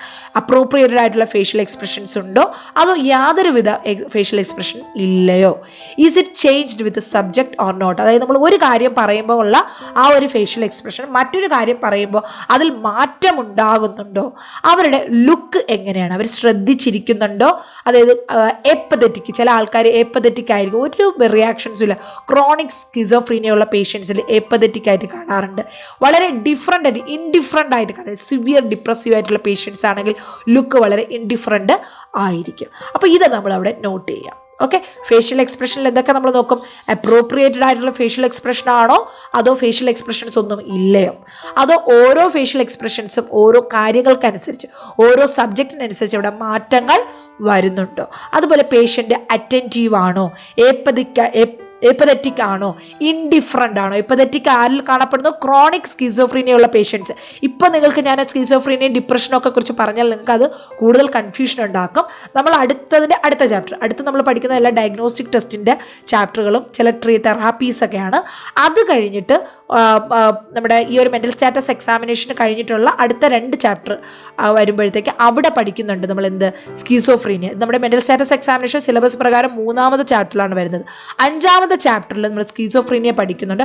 അവിടെ നിങ്ങൾ സ്കിസോഫ്രീനിയ പഠിക്കുമ്പോൾ എന്താണ് എപ്പതറ്റിക്, എന്താണ് അതുപോലെ ഡിപ്രഷൻ, മൂഡ് ഡിസോർഡേഴ്സ് പഠിക്കുമ്പോൾ എന്താണ് ഡിപ്രഷൻ, എന്താണ് ഇൻഡിഫറൻ്റ് എന്ന് പറഞ്ഞു കഴിഞ്ഞാൽ അതെല്ലാം ഡീറ്റെയിൽ ആയിട്ട് നിങ്ങളവിടെ പഠിക്കും. അപ്പോൾ നമുക്ക് ആ കണ്ടീഷൻസ് ഒക്കെ പഠിക്കുമ്പോൾ, അതുപോലെ നമ്മുടെ ട്യൂഷൻ ക്ലാസ്സിൽ നമ്മൾ ഡീറ്റെയിൽ ആയിട്ടുള്ള ക്ലാസ്സുകൾ കൊടുക്കുന്നുണ്ട്. അതിൽ നമ്മൾ ഡിസീസ് കണ്ടീഷൻസ് പഠിക്കുമ്പോൾ ഞാനിതെല്ലാം ഡീറ്റെയിൽ ആയിട്ട് അവിടെ പറഞ്ഞു. അപ്പോൾ നമുക്ക് ഇവിടെ നമ്മുടെ മെൻ്റൽ സ്റ്റാറ്റസ് എക്സാമിനേഷൻ്റെ സ്ട്രക്ചർ മാത്രമാണ് പറയുന്നത്. അപ്പോൾ ഇതാണ് 3ാമത്തെ ഫാക്ടർ. നെക്സ്റ്റ് അടുത്തുള്ള ഫേഷ്യൽ എക്സ്പ്രഷനിൽ തന്നെ ഈ ഒരു എക്സ്പ്രഷൻ എന്ന് പറയുമ്പോൾ ചില പേഷ്യൻസ് ഭയങ്കര എലൈറ്റഡ് ആയിരിക്കും, അതായത് ഭയങ്കര ഹാപ്പി ആയിട്ടുള്ളതായിരിക്കും. ചില ആൾക്കാരുണ്ടെങ്കിൽ ഭയങ്കര ഫിയർ ഉള്ളതായിരിക്കും. മൈൽഡ് ആങ്സൈറ്റി ആണോ, അപ്രിഹെൻഷൻ ആണോ, കരയുന്നുണ്ടോ, അതോ ഫ്രൈറ്റൻഡ്, പെർപ്ലക്സ്ഡ് ഓർ ഫ്രൈറ്റൻഡ്, പേടിച്ചിരിക്കുകയാണോ, അതോ ദേഷ്യമാണോ, അതോ സങ്കടമാണോ? സങ്കടം എന്ന് പറയുമ്പോൾ അവിടെ omega sign, Veraguth's fold in depressed patients, അതായത് നെറ്റിയിലുള്ള ചുളിവുകൾ, മടക്കുകൾ പോലെ കാണാം. അപ്പോൾ ഇതുപോലെയുള്ള സൈൻസ് ആൻഡ് സിംറ്റംസ് എന്തെങ്കിലും പേഷ്യൻറ്റിൽ കാണുന്നുണ്ടോ, അതോ പേഷ്യൻ്റ് ഭയങ്കരമായിട്ട് എലൈറ്റഡ്, സന്തോഷമായിട്ട് ഹാപ്പി ആയിട്ടിരിക്കുകയാണോ, ദേഷ്യമായിട്ടിരിക്കുകയാണോ, പേടിച്ചിരിക്കുകയാണോ? ഇതെല്ലാം നമുക്ക് ഈ ഒരു ഫേഷ്യൽ എക്സ്പ്രഷനകത്ത് മെൻഷൻ ചെയ്യാൻ പറ്റും. അതുപോലെ തന്നെ ബ്ലാങ്ക്, ചില പേഷ്യൻറ്റിന് ഒരു റിയാക്ഷനും കാണില്ല. സ്കിസോഫ്രീനിക് പേഷ്യൻസ് ആണെങ്കിൽ ഒരു റിയാക്ഷനും, ബ്ലാങ്ക് ഫേസ് ആയിട്ടായിരിക്കും ഇരിക്കുന്നത്. എന്ത് ഭൂകമ്പം നടന്ന കാര്യം പറഞ്ഞു കഴിഞ്ഞാൽ നോ റിയാക്ഷൻ. അടുത്തുള്ളത് ഐ ടു ഐ കോണ്ടാക്ട്. ചില പേഷ്യൻസ് നമ്മുടെ നേരെ നോക്കി, നമ്മുടെ മുഖത്ത് നോക്കി സംസാരിക്കണ ഒരു പ്രശ്നമില്ലായിരിക്കും. ആ ഒരു ഐ ടു ഐ കോണ്ടാക്ട് അവിടെ മെയിൻറ്റെയിൻ ചെയ്യും. Some patients will not maintain eye to eye contact. They will feel some difficulty to maintain eye to eye contact. നമ്മൾ ഇതുവരെ മുന്നേ കണ്ടൊരു വ്യക്തിയല്ല. ആ വ്യക്തിക്ക്, ആ ഒരു പേഷ്യൻ്റ് പേഴ്സണലി എന്നോട് എന്തെങ്കിലും പ്രശ്നമുണ്ടെങ്കിൽ ചിലപ്പോൾ ഫേസ് ചെയ്യാൻ പ്രശ്നം ഉണ്ടാകാം. പക്ഷേ ഞാനൊരു ആദ്യമായിട്ട് കാണുന്ന ഒരു വ്യക്തിയാണ് ഈ പേഷ്യൻ്റ്. ദെൻ അവിടെ ആദ്യമായിട്ട് കാണുന്ന ഒരു വ്യക്തിയെ eye to eye contact maintain ചെയ്യാൻ പറ്റുന്നില്ല എങ്കിൽ that indicating some psychiatric condition അല്ലെങ്കിൽ സം മെൻ്റൽ പ്രോബ്ലംസ് അല്ലേ. അപ്പോൾ അങ്ങനെ എന്തെങ്കിലും കാണുന്നുണ്ട്. ഐ ടു ഐ കോണ്ടാക്ട് എങ്ങനെയാണ് പേഷ്യൻ്റ് മെയിൻറ്റെയിൻ ചെയ്യുന്നത്, എല്ലാം ഫേഷ്യൽ എക്സ്പ്രഷനകത്ത് വരുന്നതാണ്. ചിലപ്പോൾ പേഷ്യൻസ്, സ്കിസോഫ്രീനിയ പേഷ്യൻസിൽ കൂടുതലായിട്ട് eye to eye contact difficulty face ചെയ്യാറുണ്ട്. ഓക്കെ, അല്ലെങ്കിൽ കൂടുതൽ ചില പേഷ്യൻസ് ആണെങ്കിൽ എന്താ എക്സസീവായിട്ട് സ്കാൻ ചെയ്യാറുണ്ട്. അതായത് കൂടുതലായിട്ട് ഒരാളെ തന്നെ ഇങ്ങനെ തുറിച്ച് നോക്കി ഡീറ്റെയിൽ ആയിട്ട്, ചില വ്യക്തികളുണ്ട് ഒരൊറ്റ നോട്ടത്തിൽ തന്നെ എല്ലാ കാര്യങ്ങളും, ആ വ്യക്തിയുടെ ഡ്രസ്സ്, ഈവൻ ചെരുപ്പ്, തലയിൽ വെച്ചിരിക്കുന്ന ക്ലിപ്പ്, നെറ്റിയിൽ വെച്ചിരിക്കുന്ന പൊട്ട്, എല്ലാ കാര്യങ്ങളും ഒറ്റ നോട്ടത്തിൽ തന്നെ സ്കാൻ ചെയ്യുന്ന ആൾക്കാരുണ്ട്. ചില ആൾക്കാരാണെങ്കിൽ ഒരു 10 മിനിറ്റ് ഒരു വ്യക്തിയെ നോക്കി നിന്ന് കഴിഞ്ഞാൽ പോലും ആ വ്യക്തി ധരിച്ചിരുന്ന ഡ്രസ്സിനെ കുറിച്ചോ ചിലപ്പോൾ അത്രത്തോളം ശ്രദ്ധിക്കാൻ ചാൻസ് ഇല്ല. അപ്പോൾ ഓരോ വ്യക്തികളുടെയും ആ ഒരു ഡിഫറൻസ് നമ്മളവിടെ മെയിൻറ്റെയിൻ ചെയ്യുക. ഇതെല്ലാം ഫേഷ്യൽ എക്സ്പ്രഷനിൽ വരുന്നതാണ്. അപ്പോൾ നമ്മൾ 3ാമത്തെ കാര്യങ്ങൾ എന്താ പറഞ്ഞത്? ഫേഷ്യൽ എക്സ്പ്രഷൻ ഡീറ്റെയിൽ ആയിട്ട് മനസ്സിലാക്കുക. നമ്മളവിടെ കൃത്യമായിട്ടുള്ള ഫേഷ്യൽ എക്സ്പ്രഷൻ ഉണ്ടോ എന്ന് നോക്കുന്നു. ഇനി നോർമൽ അല്ലാത്ത ഫേഷ്യൽ എക്സ്പ്രഷൻസ് ആണെങ്കിൽ അത് ഭയങ്കരമായിട്ട് സന്തോഷമാണോ, ഭയങ്കരമായിട്ടുള്ള പേടിയാണോ, ദേഷ്യമാണോ, സങ്കടമാണോ, അതോ ഒരു എക്സ്പ്രഷൻസും ഇല്ലയോ, eye to eye contact maintain ചെയ്യുന്നുണ്ടോ, ഇതെല്ലാം നമ്മളവിടെ നോട്ട് ചെയ്യണം. നെക്സ്റ്റ് പേഷ്യൻ്റെ പൊസിഷൻ, പോസ്ചർ. അതായത് പേഷ്യൻ്റ് നമ്മുടെ മുന്നിൽ ഇരിക്കുന്നുണ്ട്.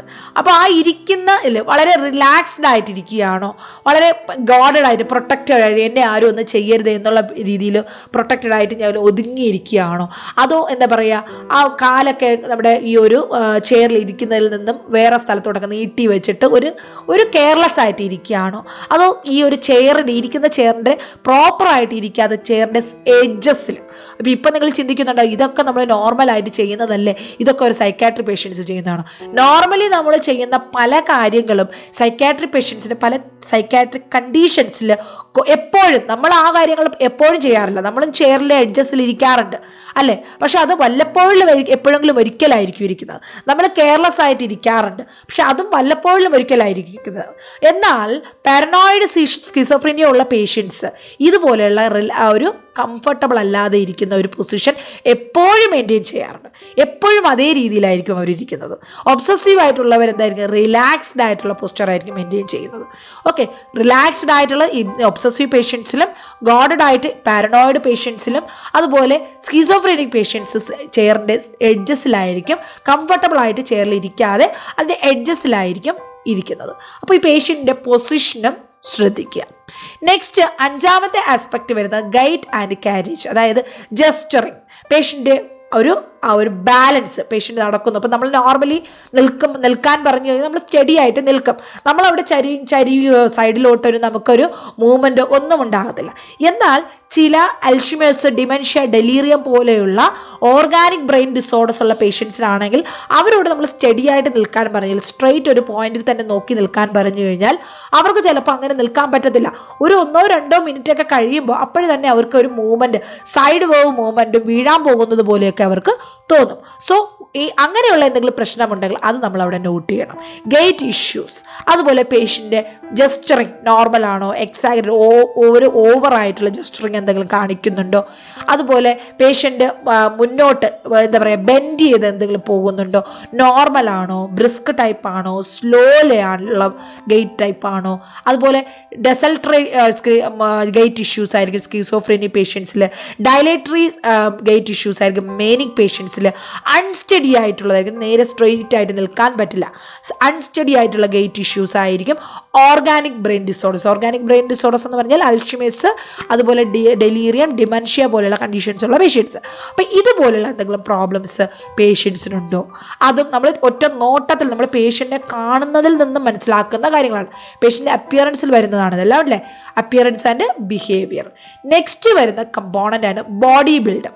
അതായത് പേഷ്യൻ്റ് നോർമലി ആരോഗ്യവാനായ ഒരു വ്യക്തിയാണോ, അതോ അണ്ടർ നറിഷ്ഡ് ആയിട്ടുള്ള ഒരു വ്യക്തിയാണോ, അതോ ഓവർ നറിഷ്ഡ് ആയിട്ടുള്ള വ്യക്തിയാണോ, അതോ ഷോൾഡർ ഭയങ്കര വീതിയുള്ള വ്യക്തിയാണോ, ലിംസ് ഷോർട്ട് ലിംസ് ആണോ, അല്ലെങ്കിൽ ലെങ്തി ആയിട്ടുള്ള ലിംസ് ആണോ. അതായത് ലിംസ് എന്ന് പറഞ്ഞാൽ എന്താണ്, നമ്മുടെ കൈയും കാലുകളും ഒരുപാട് നീളമുള്ള വ്യക്തിയാണോ, അതോ വളരെ ഷോർട്ട് ആൻഡ് ആയിട്ടുള്ള വ്യക്തിയാണോ, വെൽ മസിലൊക്കെ ഉള്ള നന്നായിട്ട് മസിൽ ബോഡി ബിൽഡിംഗ് ഒക്കെ ഉള്ള പേഷ്യൻ്റ് ആണോ, അതോ നാരോ ഹിപ്പുള്ള പേഷ്യൻ്റ് ആണോ, വൈഡ് ഷോൾഡർ ഉള്ള പേഷ്യൻ്റ് ആണോ, ഇങ്ങനെയുള്ള കാര്യങ്ങൾ നമുക്കവിടെ ചെക്ക് ചെയ്യണം.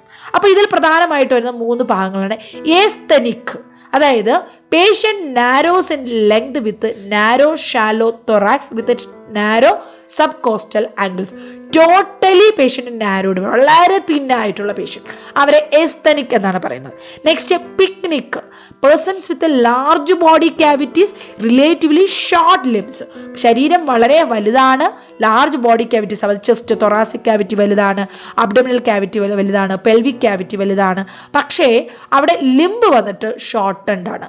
Large sub costal angle with rounded head and short fat neck, ചെറിയ ഷോർട്ട് ഫാറ്റ് നെക്കും കാണപ്പെടുന്നു. അവരെ പിക്നിക് എന്ന് പറയുന്നു. അടുത്തുള്ളത് അത്ലറ്റിക് എന്ന് പറഞ്ഞാൽ എന്താണ്, persons with wide shoulder and narrow hip. ഷോൾഡറിൻ്റെ അവിടെ എന്താണ്, നല്ല വീതി ഉണ്ടാകും, എന്നാൽ ഹിപ്പ് വളരെ നാരോഡ് ആയിരിക്കും, വെൽ ഡെവലപ്ഡ് ബോണും മസിൽസും ആയിരിക്കും. അതായത് അവരെ അത്ലറ്റിക് എന്നാണ് പറയുന്നത്. അതായത് അതിൻ്റെ അർത്ഥം അവർ സ്പോർട്സിൽ പങ്കെടുക്കുന്നവരാണെന്നല്ല, ആ ഒരു ബോഡി സ്ട്രക്ചറിനെ നമ്മൾ അത്ലറ്റിക് എന്ന് പറയും. നെക്സ്റ്റ് 7ാമത്തെ കമ്പോണന്റ്, ഫസ്റ്റ് കമ്പോണന്റിലെ സബ് ഹെഡിങ്സിലെ 7ാമത്തെ പാർട്ടാണ് rapport. How spontaneously she or he become close to us. അതായത് നമ്മളുമായിട്ടൊരു ഇന്റർപേഴ്സണൽ റിലേഷൻഷിപ്പ് അവിടെ മെയിൻറ്റെയിൻ ചെയ്യുന്നുണ്ടോ, that is therapeutic relationship, nurse patient relationship അവിടെ പ്രോപ്പറായിട്ട് മെയിൻറ്റെയിൻ ചെയ്യുന്നുണ്ടോ, അത് പെട്ടെന്ന് മെയിൻറ്റെയിൻ ചെയ്തോ, അതോ ഡിഫിക്കൽട്ടാണോ, അത് കുറച്ച് സമയം എടുത്ത് ഡെവലപ്പ് ചെയ്തോ, അതോ ഒരു റാപ്പോർട്ട് അവിടെ മെയിൻറ്റെയിൻ ചെയ്തിട്ടില്ലയോ, ഇതും അവിടെ മെൻഷൻ ചെയ്യുക. അതുപോലെ തന്നെ മോഡ് ഓഫ് എൻട്രി, അതായത് പേഷ്യൻ്റ് നമ്മുടെ മുന്നിലോട്ട് വന്നത് വില്ലിംഗ്ലി, ആ ഒരു താല്പര്യത്തോട് വന്നോ, അതോ ആരെങ്കിലും നിർബന്ധിച്ചു വന്നോ, ഫോഴ്സ്ഫുള്ളി ആരെങ്കിലും പിടിച്ചു വലിച്ചു കൊണ്ടുവരികയായിരുന്നോ. How the patient came to our side, that is mode of entry. ഇതും നമ്മളവിടെ എഴുതണം. അത് കഴിഞ്ഞിട്ട് കോപ്പറേറ്റീവ്നെസ്, അതായത് നമ്മളൊരു കാര്യം ചോദിക്കുമ്പോൾ, നിങ്ങളൊന്ന് പോയ ഇതൊക്കെ എന്തിനാ ചോദിക്കുന്നത്, എന്നോട് ഇതൊന്നും ചോദിക്കണ്ട, എനിക്ക് താല്പര്യമില്ല എന്നുള്ളൊരു രീതിയാണോ, അതോ ഓക്കെ മാം ചോദിച്ചോളൂ, ഞാൻ എന്താണ് എനിക്കറിയാവുന്ന കാര്യങ്ങളെല്ലാം പറയാം എന്നുള്ള ഒരു സഹകരണം അവരിൽ നിന്ന് ഉണ്ടായിരുന്നു. ഇത് നമ്മളവിടെ നോട്ട് ചെയ്യണം. ഇത്രയും കാര്യങ്ങളാണ് നമ്മുടെ ഫസ്റ്റ് അപ്പിയറൻസ് ആൻഡ് ബിഹേവിയറിൽ വരുന്നത്. ഒന്നുകൂടെ നോക്കാം എന്തൊക്കെയാണ് വളരെ ഇമ്പോർട്ടൻ്റ് ആയിട്ടുള്ള കാര്യങ്ങളാണ്.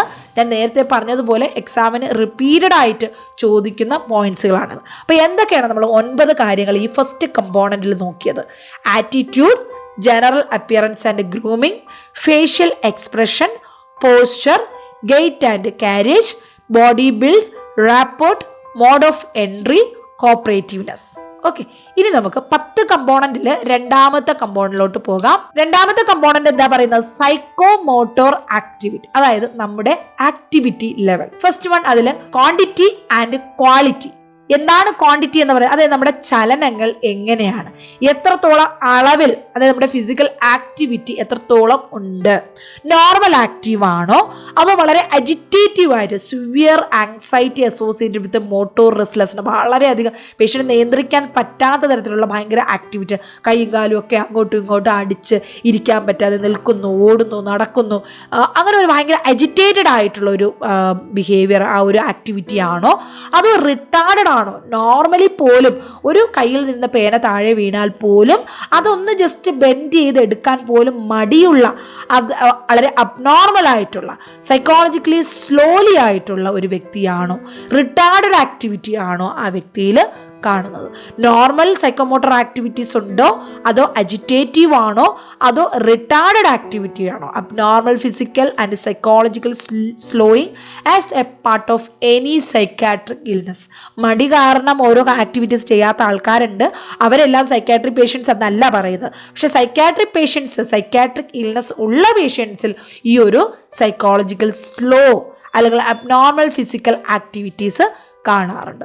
അതുപോലെ തന്നെ ranges from lack of expression, slow movements, mutism to stupor, ഒന്നും സംസാരിക്കാതിരിക്കുക, ചലിക്കാതിരിക്കുക, തലയാട്ടം. നമ്മളിപ്പോൾ ഒരു കാര്യം പറയുമ്പോൾ, ഇപ്പം ഞാനാണെങ്കിൽ ഞാൻ നിങ്ങളോട് സംസാരിക്കുന്നതനുസരിച്ച് എൻ്റെ കൈകൾ ചലിക്കുന്നുണ്ട്, കണ്ണ് ചലിക്കുന്നുണ്ട്, വാ ചലിക്കുന്നുണ്ട്, തല ചലിക്കുന്നുണ്ട്, അല്ലേ? അപ്പം നിങ്ങൾ കേൾക്കുമ്പോഴും കൃത്യമായിട്ട് ശ്രദ്ധിക്കുന്ന കുട്ടികളാണെങ്കിൽ അതിൻ്റെ ഒരു മൂവ്മെൻറ്റ്സ് നിങ്ങളുടെ ആ ഒരു ലിസണിങ് ചെയ്യുമ്പോൾ അതിൻ്റെ ഒരു അനുസരിച്ചുള്ള ശ്രദ്ധിക്കുന്നു എന്നുള്ളതിൻ്റെ ഒരു മൂവ്മെൻറ്റ്സ് നിങ്ങളുടെ ശരീരത്തിലും ഉണ്ടാകും, അല്ലെ? അപ്പൊ അത് ഇല്ല എങ്കിൽ അവിടെ റിട്ടാർഡഡ്, അല്ലെങ്കിൽ ഓവർ ആണെങ്കിൽ അജിറ്റേറ്റഡ്, അല്ലെങ്കിൽ നോർമൽ ആണെങ്കിൽ അത് അവിടെ മെൻഷൻ ചെയ്യണം. ക്വാണ്ടിറ്റി എന്ന് പറയുമ്പോൾ എത്രത്തോളം മൂവ്മെന്റ് അവിടെ ഉണ്ടാകുന്നു എന്നുള്ളതാണ്. ഇനി മൂവ്മെന്റിൽ തന്നെ ക്വാളിറ്റി, അതായത് ഫേഷ്യൽ മൂവ്മെൻറ്റ്സ് എങ്ങനെയാണ്, എന്തെങ്കിലും ഡിസ്കൈനഷ്യ എന്തെങ്കിലും ഉണ്ടോ, പേഷ്യൻ്റ് എന്തെങ്കിലും ട്രെമർ കാണുന്നുണ്ടോ, പേഷ്യൻ്റ് എന്തെങ്കിലും ടിക്സ് കാണുന്നുണ്ടോ, പേഷ്യൻ്റെ മാനറിസം എന്താണ്, പേഷ്യൻ്റെ പോസ്ചറിങ് എങ്ങനെയാണ്, സംസാരിക്കുമ്പോൾ മൂവ്മെൻറ്റ്സിൻ്റെ സമയത്ത് പോസ്ചറിങ് എങ്ങനെയാണ്, റിജിഡ് ആയിട്ടുള്ള മൂവ്മെൻറ്റ്സ് ആണോ അതോ വാക്സി ഫ്ലെക്സിബിലിറ്റി, ഇതെല്ലാം മീനിങ് എല്ലാം അറിയണം. ഇതിലുള്ള ഓരോ വേർഡും ഡിഫറൻസ് ബിറ്റ്വീൻ ആയിട്ട് എക്സാമിന് ചോദിക്കാറുണ്ട്. വാക്സി ഫ്ലെക്സിബിലിറ്റി, പെർസിവറേഷൻ, ഇതുപോലുള്ള എന്ത് തരത്തിലുള്ള ആ ഒരു മൂവ്മെൻറ്റ്, പേഷ്യൻ്റെ മൂവ്മെൻ്റ് ക്വാണ്ടിറ്റി നമ്മൾ ആദ്യം പറഞ്ഞു, ആ ഒരു മൂവ്മെൻറ്റ്സിൻ്റെ ക്വാളിറ്റി എങ്ങനെയാണ്, how the movement is, mannerisms എന്തെങ്കിലും ഉണ്ടോ, റിജിഡ് ആയിട്ടുള്ള മൂവ്മെൻറ്റ്സ് ആണോ, വാക്സി ഫ്ലെക്സിബിലിറ്റി ഉണ്ടോ, പെർസിവറേഷൻസ് ഉണ്ടോ, ഡിസ്കൈനഷ്യ ഉണ്ടോ, ട്രമർ കാണുന്നുണ്ടോ, ഇതുപോലുള്ള കാര്യങ്ങൾ ക്വാളിറ്റിയിൽ മെയിൻറ്റെയിൻ ചെയ്യണം. ഓക്കെ, മെൻഷൻ ചെയ്യുക. അതുപോലെ തന്നെ stereotypic, gesture, grimace, restlessness, automatic obedience, echolalia, echopraxia, negativism, compulsion, ഇതുപോലുള്ള എന്തെങ്കിലും ക്വാളിറ്റീസ് പേഷ്യൻസിൻ്റെ സൈക്കോമോട്ടർ ആക്ടിവിറ്റിയിൽ കാണുന്നുണ്ടോ? അതെല്ലാം കാണുന്നുണ്ടെങ്കിൽ അത് മെൻഷൻ ചെയ്യുക. അപ്പൊ ഇത്രയുമാണ് രണ്ടാമത്തെ കമ്പോണന്റ് വരുന്നത്. ടിക്സ് എന്ന് പറഞ്ഞാൽ എന്താണ്? Short, sudden, repetitive rapid movement of small muscle usually of face and neck. നമ്മുടെ കഴുത്തിലും ഫേസിലും ഒക്കെ എന്ത് ചെയ്യുന്നു? പെട്ടെന്നുള്ള സഡൻ ആയിട്ടുള്ള റിപ്പീറ്റേറ്റീവ് ആയിട്ടുള്ള റാപ്പിഡ് മൂവ്മെന്റ്, ചെറിയ ചെറിയ റാപ്പിഡ് മൂവ്മെന്റ്സ് അവിടെ ഉണ്ടാകുന്നു. അതിനെയാണ് ടിക്സ് എന്ന് പറയുന്നത്. അപ്പം അതിൽ തന്നെ പല ടൈപ്പ് ഉണ്ട്. സിമ്പിൾ മോട്ടോർ ടിക്സ് ഉണ്ട്, സിമ്പിൾ വോക്കൽ ടിക്സ് ഉണ്ട്, കോംപ്ലക്സ് വോക്കൽ ടിക്സ് ഉണ്ട്. ഇനി പോസ്ചറിങ് എന്ന് പറഞ്ഞ് നേരത്തെ ഈ സൈക്കോമോട്ടർ ആക്ടിവിറ്റിയിൽ ഞാൻ പറഞ്ഞ ഓരോ വേർഡുകളുടെ മീനിങ് ആണ് ഇവിടെ പറയുന്നത്. ജസ്റ്റ് മീനിങ് വേണമെങ്കിൽ നോക്കാം. നോർമൽ പോസ്ചർ ആണോ, കാറ്ററ്റോണിക് ആയിട്ടുള്ള പോസ്ചർ ആണോ, വോളണ്ടറി ആണോ ഇല്ലയോ, വോളണ്ടറി അസംഷൻ, ഇൻഅപ്രോപ്രിയേറ്റ് ആണോ, ബിസെയർ പോസ്ചർ എന്തെങ്കിലും ആണോ മെയിൻറ്റെയിൻ ചെയ്യുന്നത്, ഏത് തരം പോസ്ചറാണ് മെയിൻറ്റെയിൻ ചെയ്യുന്നത് എന്നുള്ളതാണ് അവിടെ ഡിസ്ക്രൈബ് ചെയ്യുന്നത്. അതുപോലെ റിജിഡ് എന്ന് പറഞ്ഞാൽ നമ്മളൊരു കാര്യം നമ്മളവിടെ മൂവ് ചെയ്യാൻ കൈയൊന്നും പിടിച്ച് മൂവ് ചെയ്യാൻ ശ്രമിച്ചാലും they will be very strong, they will not move, rigid posture അവിടെ മെയിൻറ്റെയിൻ ചെയ്യും. എന്താണ് വാക്സി ഫ്ലെക്സിബിലിറ്റി എന്ന് പറഞ്ഞാൽ? Waxy flexibility is a decreased response to stimuli. അവിടെ യാതൊരുവിധ സ്റ്റിമുലൈ റെസ്പോൺസസ് ഒന്നും ഉണ്ടാകുന്നില്ല. ഇമ്മൊബൈലായിട്ടുള്ള പോസ്ചർ മെയിൻറ്റെയിൻ ചെയ്യുന്നു. അതിൽ സ്ലൈറ്റ് ഈവൻ റെസിസ്റ്റൻസും റീപൊസിഷൻസിനും ഒന്നും നടക്കുന്നില്ല. Waxy flexibility remain new position, ആ ഒരു കറക്റ്റ് ഒരു പൊസിഷനിൽ അങ്ങനെ തന്നെ മെയിൻറ്റെയിൻ ചെയ്യുന്നു. ഒരു പൊസിഷൻ വന്ന് കഴുത്തിങ്ങനെ ചരിച്ചു വെച്ച് കഴിഞ്ഞാൽ അത് തന്നെ അതുപോലെ അവിടെ കുറേ നേരം മെയിൻറ്റെയിൻ ചെയ്യുന്നു. Next perseveration. എന്താണ് പെർസെവറേഷൻ എന്ന് പറഞ്ഞാൽ persistent induced repetition of words, ideas or subject. ഒരു കാര്യത്തിനെ കുറിച്ച് റിപ്പീറ്റ് ചെയ്തിങ്ങനെ സംസാരിച്ചു കൊണ്ടേയിരിക്കുക. Persistent induced repetition of words, ideas, subject. ഒരു വേർഡോ ഐഡിയോ സബ്ജക്റ്റ് റിപ്പീറ്റഡ് ആയിട്ട് അത് സംസാരിച്ചു കൊണ്ടേ ഇരിക്കുക. നെക്സ്റ്റ് മാനറിസം എന്ന് പറഞ്ഞാൽ unusual performance, goal directed, semi purposive, repetitive verbal or motor action. ഒരു കാര്യമില്ലാതെ തന്നെ, ഒരു പർപ്പസ് ഇല്ലാതെ തന്നെ ഒരേ കാര്യത്തിനെ കുറിച്ച് നമ്മൾ എന്ത് ചെയ്യുന്നു, മോട്ടോർ ആക്ഷൻസോ അല്ലെങ്കിൽ സംസാരമോ റിപ്പീറ്റഡ് ആയിട്ട് ചെയ്തുകൊണ്ടേയിരിക്കുന്നു. അൺയൂഷ്വൽ പെർഫോമൻസ് ആയിട്ട് എന്ത് ചെയ്യുന്നു, അതിങ്ങനെ ചെയ്തുകൊണ്ടേ ഇരിക്കുന്നു. അതിന് മാനറിസം എന്നാണ് പറയുന്നത്. Next stereo typing. നിങ്ങൾ ഈ ഒരു വേർഡ് മീനിങ്സ് ഒന്നും ഇവിടെ പഠിച്ചില്ലെങ്കിൽ കുഴപ്പമില്ല. നമുക്ക് ഓരോ കണ്ടീഷൻസ് നമ്മുടെ ക്ലാസ്സിൽ ട്യൂഷന് ജോയിൻ ചെയ്യുന്ന കുട്ടികൾക്ക് ഞാൻ ക്ലാസ്സിൽ എടുക്കുന്ന സമയത്ത് അവിടെ കൃത്യമായിട്ട് ഓരോ വേർഡ്സിൻ്റെ മീനിങ്, അതിൻ്റെ എക്സാമ്പിൾ സഹിതം ഏത് ഡിസീസിലാണ് കാണുന്നത് എന്നുള്ളത് പറഞ്ഞു തരാം. നെക്സ്റ്റ് സ്റ്റീരിയോടൈപ്പി. സ്റ്റീരിയോടൈപ്പി എന്ന് പറഞ്ഞാൽ എന്താണ്? Repetitive, spontaneous, non goal directed movement. ഒരു കൃത്യമായിട്ടുള്ള ഗോൾ ഇല്ലാതെ തന്നെ, നമ്മൾ തൊട്ട് മുന്നേ പറഞ്ഞ മാനറിസം എന്ന് പറഞ്ഞാൽ ഇറ്റ് ഇസ് ഗോൾ ഡയറക്റ്റഡ്. എന്നാൽ ഇവിടെ stereotypic means non goal directed movement which is carried out യൂണിഫോമേ, ഒരേ രീതിയിൽ എന്ത് ചെയ്യുന്നു, റിപ്പീറ്റഡ് ആയിട്ട് പെട്ടെന്ന് ചെയ്ത ഒരു കാര്യം. വെർബൽ ആക്ടിവിറ്റി ആകാം അല്ലെങ്കിൽ മോട്ടോർ ആക്ടിവിറ്റി ആകാം. അതിനൊരു സ്റ്റീരിയോടൈപ്പിക് എന്ന് പറയുന്നത്. Next gesture, a mode of non verbal communication.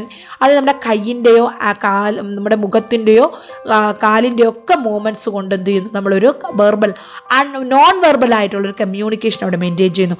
കൈ എടുത്ത് ഒരാളെ ഇങ്ങനെ കൈ ഇങ്ങനെ ആട്ടി എന്ത് ചെയ്യുക, വിളിച്ചുകൊണ്ടേയിരിക്കുക, തലയാട്ടി വിളിച്ചുകൊണ്ടിരിക്കുക, എന്നാൽ സംസാരിക്കുന്നില്ല. അതിനെ ജസ്റ്റർ. അടുത്ത് വരുന്നത് ഗ്രിമേസ്. എന്താണ് ഗ്രിമേസ് എന്ന് പറഞ്ഞാൽ?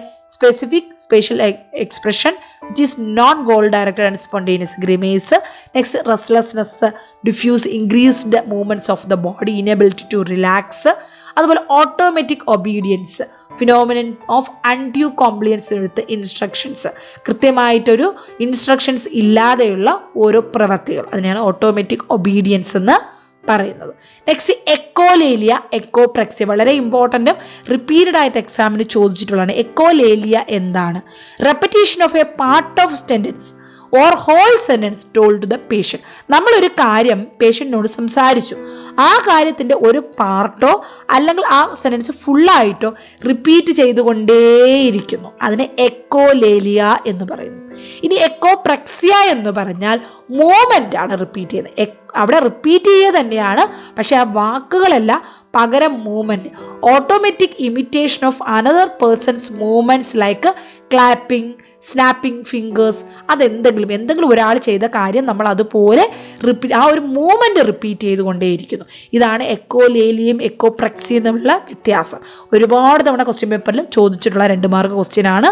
ഒരു ആൾ പറഞ്ഞ സെൻറ്റൻസോ ആ ഒരു സെൻറ്റൻസിൻ്റെ പാർട്ട് റിപ്പീറ്റ് ചെയ്ത് സംസാരിച്ചു കൊണ്ടിരിക്കുകയാണെങ്കിൽ എക്കോലേലിയ എന്നും, ഒരു വ്യക്തി ചെയ്ത കാര്യം നമ്മളത് ഒരു ആക്ടിവിറ്റി നമ്മളത് റിപ്പീറ്റ് ചെയ്തുകൊണ്ടിരിക്കുകയാണെങ്കിൽ എക്കോപ്രക്സി എന്നും പറയുന്നു. Next negativism. എന്താണ് നെഗറ്റിവിസം എന്ന് പറഞ്ഞാൽ? Purposeless resistance to all external suggestions or advice. മറ്റൊരു വ്യക്തി പറയുന്ന എന്ത് കാര്യവും അത് നെഗറ്റീവായിട്ട് മാത്രം ചിന്തിക്കാവുന്ന ആൾക്കാർ. എത്ര നല്ല കാര്യങ്ങളായാൽ പോലും അത് നെഗറ്റീവായിട്ട് മാത്രമേ എടുക്കത്തുള്ളൂ. അതിനാണ് നെഗറ്റിവിസം എന്ന് പറയുന്നത്. അപ്പം ഇതെല്ലാം നോക്കുന്നതാണ് സൈക്കോമോട്ടോർ ആക്ടിവിറ്റി. നെക്സ്റ്റ് മൂന്നാമത്തെ കമ്പോണൻറ്റ് സ്പീച്ച്. ആ വ്യക്തി സംസാരിക്കുന്നതിൻ്റെ പ്രത്യേകതകൾ. ഇനിഷ്യേഷൻ, അതായത് നമ്മളൊന്നും സ്റ്റിമുലേറ്റ് ഒന്നും ചെയ്യാതെ തന്നെ സ്വയം സ്റ്റാർട്ട് ചെയ്യുന്നുണ്ടോ, നമ്മളൊരു കാര്യം ചോദിക്കുമ്പോൾ അതിൻ്റെ ആൻസർ പറയാൻ റിയാക്ഷൻ ടൈം എത്ര എടുക്കുന്നുണ്ട്, എത്രത്തോളം സംസാരിക്കുന്നുണ്ട്. ഇപ്പം ഞാൻ സംസാരിക്കുമ്പോൾ ഞാൻ ഒരുപാട് സംസാരിക്കുന്നുണ്ട്. എന്നാൽ ചില വ്യക്തികളാണെങ്കിൽ initiation, reaction time, rate, productivity, volume, tone എന്ന് മാത്രം ആ വേർഡുകൾ മാത്രം പറഞ്ഞു പോകും. അപ്പോൾ അങ്ങനെയുള്ളൊരു വ്യക്തിയാണോ? എത്രത്തോളം സംസാരിക്കുന്നുണ്ട്, പ്രൊഡക്ടിവിറ്റി എങ്ങനെയാണ്, സംസാരിക്കുന്നതിൻ്റെ വോളിയം എങ്ങനെയാണ്, സംസാരിക്കുന്നതിൻ്റെ ടോൺ എങ്ങനെയാണ്, റെലവൻസ്, ആ സംസാരിക്കുന്ന കാര്യത്തിൻ്റെ റെലവൻസ് എങ്ങനെയാണ്, ആ സംസാരിക്കുന്ന സ്ട്രീം എങ്ങനെയാണ്, കൊഹിറൻസ് എങ്ങനെയാണ്, അല്ലെങ്കിൽ മറ്റെന്തെങ്കിലും ഫീച്ചേഴ്സ് ഇതിൽ നിങ്ങൾ കാണുന്നുണ്ടോ, അതെല്ലാം നോട്ട് ചെയ്യുക. അതാണ് സ്പീച്ചിൽ വരുന്നത്. Initiation, first heading initiation. എന്താണ് ഉദ്ദേശിക്കുന്നത്? സ്പോണ്ടേനിയസ്ലി ആ വ്യക്തി സംസാരിക്കുന്നുണ്ടോ, അതോ നമ്മൾ സംസാരിക്കുന്ന സമയത്ത് മാത്രമാണോ സംസാരിക്കുന്നത്, മിനിമലാണോ സംസാരിക്കുന്നത്, അതോ ഒന്നും സംസാരിക്കുന്നത് മ്യൂട്ട് ആണോ. റിയാക്ഷൻ ടൈം, നമ്മുടെ ഒരു കാര്യം സംസാരിക്കുമ്പോൾ നോർമലി ഉള്ള റിയാക്ഷൻ ടൈം ആണോ, അതോ ഒരുപാട് സമയം ഡിലേ ചെയ്യുന്നുണ്ടോ, ഷോർട്ടൻഡ് ആണോ, ഡിഫിക്കൽട്ട് ടു അസസ് ആണോ, റിയാക്ഷൻ ടൈം എങ്ങനെയാണ്. നെക്സ്റ്റ് വൺ റേറ്റ്, നോർമൽ, ആവശ്യത്തിനുള്ള കാര്യങ്ങൾ അവിടെ എക്സ്പ്ലെയിൻ ചെയ്ത് പറയുന്നുണ്ടോ, സ്ലോ ആണോ, വളരെ റാപ്പിഡ് ആയിട്ടുള്ള എക്സ്പ്ലനേഷൻ ആണോ. നെക്സ്റ്റ് പ്രൊഡക്ടിവിറ്റി, മോണോസിലബിക് ആണോ, ഇലാബറേറ്റ് റിപ്ലൈ ആണോ, പ്രഷേർഡ് സ്പീച്ചാണ്. ഇപ്പം ഞാനൊരു കാര്യം പറയുമ്പോൾ pressure, yes it's very very important എന്ന് പറഞ്ഞ് ഞാനിവിടെ പ്രഷറൈസ്ഡ് ആയിട്ടാണ് പറയുന്നത് അല്ലേ, അതുപോലെ അതോ ജസ്റ്റ് മോണോസിലബിക് ഒരേ ടോണിൽ ഇങ്ങനെ സംസാരിച്ച് പോവുകയാണോ, അതോ ഒരുപാട് വളരെ ചെറിയൊരു കാര്യം ഒരുപാട് ഇലാബറേറ്റഡ് ആയിട്ട് എക്സ്പ്ലെയിൻ ചെയ്യുന്നുണ്ടോ, പ്രൊഡക്ടിവിറ്റി എങ്ങനെയാണ്. വോളിയം, നോർമൽ വോയിസ് ആണോ, ഹൈ വോളിയം ആണോ, ഡിക്രീസ്ഡ് വോളിയം ആണോ, ഇതും സ്പീച്ചിൽ നമ്മൾ ശ്രദ്ധിക്കണം. നെക്സ്റ്റ് ആ വ്യക്തി സംസാരിക്കുന്ന ടോൺ, നോർമൽ വേരിയേഷൻസ്, അതായത് ഒരു സന്തോഷമുള്ള കാര്യം വരെ പറയുന്ന സമയത്ത് ആ ഒരു സന്തോഷത്തിൻ്റെ ടോൺ വരുന്നുണ്ടോ, അതോ സങ്കടം വരുന്ന സമയത്ത് അതിൻ്റെതായ ഒരു ടോൺ വരുന്നുണ്ടോ, അത് എപ്പോൾ സംസാരിക്കുമ്പോഴും മോണോടോണസ് ഒരേ രീതിയിലാണോ സംസാരിക്കുന്നത്, അത് മെൻഷൻ ചെയ്യണം. നെക്സ്റ്റ് റെലവൻസ്, സംസാരിക്കുന്ന കാര്യങ്ങൾ ഫുള്ളി റെലവൻ്റ് ആണോ, ഇറലവൻ്റ് ആയിട്ടുള്ള കാര്യങ്ങളാണോ പറയുന്നത്, അതോ സംടൈം ഇറലവൻ്റ് ആയിട്ട് സംസാരിക്കുന്നു പക്ഷേ എന്നാൽ ഇടയ്ക്കിടയ്ക്ക് ഇറലവൻ്റ് ആയിട്ടുള്ള കണ്ടന്റ് അവിടെ പറയുന്നുണ്ടോ. നെക്സ്റ്റ് സ്ട്രീം, നോർമൽ സ്ട്രീം ആണോ, സർക്കംസ്റ്റാൻഷ്യാലിറ്റി, ടാൻജൻഷ്യാലിറ്റി, അതായത് ഈ ഒരു ഫീച്ചേഴ്സ് എല്ലാം വളരെ ഇമ്പോർട്ടൻ്റ് ആണ്. അതും ഇമ്പോർട്ടൻ്റ് ആയിട്ട് difference between circumstantiality and tangentiality ചോദിക്കാറുണ്ട്.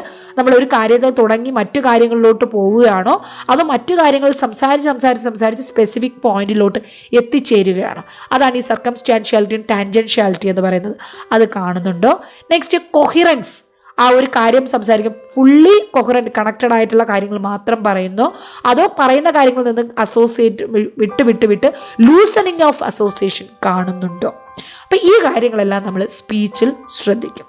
പിന്നെ ഇത് കൂടാതെ പേഷ്യൻ്റെ റൈമിങ്, പുണ്ണിങ്, അതുപോലെ എക്കോലേലിയ, പെർസിവറേഷൻ, നിയോളജിസ്റ്റം എന്ന് പറയുന്ന പുതിയ വാക്കുകൾ ഉണ്ടാക്കുന്നത്, വെർബിജറേഷൻ, ഇതിൻ്റെ എല്ലാം വേർഡ് മീനിങ് നിങ്ങൾ അറിഞ്ഞിരിക്കണം കേട്ടോ. പുണ്ണിങ് എന്ന് പറഞ്ഞു കഴിഞ്ഞാൽ എന്താണ്? The humorous use of A word or a phrase to emphasize or suggest its different meanings or applications. അതായത് തമാശയുടെ രൂപത്തിൽ പല കാര്യങ്ങളും അവതരിപ്പിക്കുക, അതാണ് പണ്ണിങ് എന്ന് പറയുന്നത്. നെക്സ്റ്റ് നിയോളജിസം, പുതിയ വേർഡുകൾ ഉണ്ടാക്കുക, ഇൻഅപ്രോപ്രിയേറ്റ് വേർഡ്സിൽ രീതിയിൽ വാക്കുകൾ ഉപയോഗിക്കുക, പുതിയ വേർഡ്സ് സംസാരിക്കുക, അതാണ് നിയോളജിസ്റ്റം എന്ന് പറയുന്നത്. നെക്സ്റ്റ് വെർബിജറൈസേഷൻ എന്ന് പറഞ്ഞാൽ എന്താണ്? It's A manifestation of stereotype consist of morbid repetition of words, phrases, sentences. ഒരേ കാര്യം ഇങ്ങനെ വെർബിജറേഷൻ എന്ന് പറഞ്ഞാൽ റിപ്പീറ്റ് ചെയ്തുകൊണ്ട് സംസാരിച്ചു കൊണ്ടേയിരിക്കുക. സ്റ്റീരിയോടൈപ്പിക് ആയിട്ടുള്ള ആൾക്കാരിലാണ് ഈ ഒരു മാനിഫെസ്റ്റേഷൻ കാണുന്നത്. ഒരു വേർഡുകളോ ഫ്രേസസോ സെൻറ്റൻസോ റിപ്പീറ്റ് ചെയ്ത്, morbid repetition of words, phrases and sentence.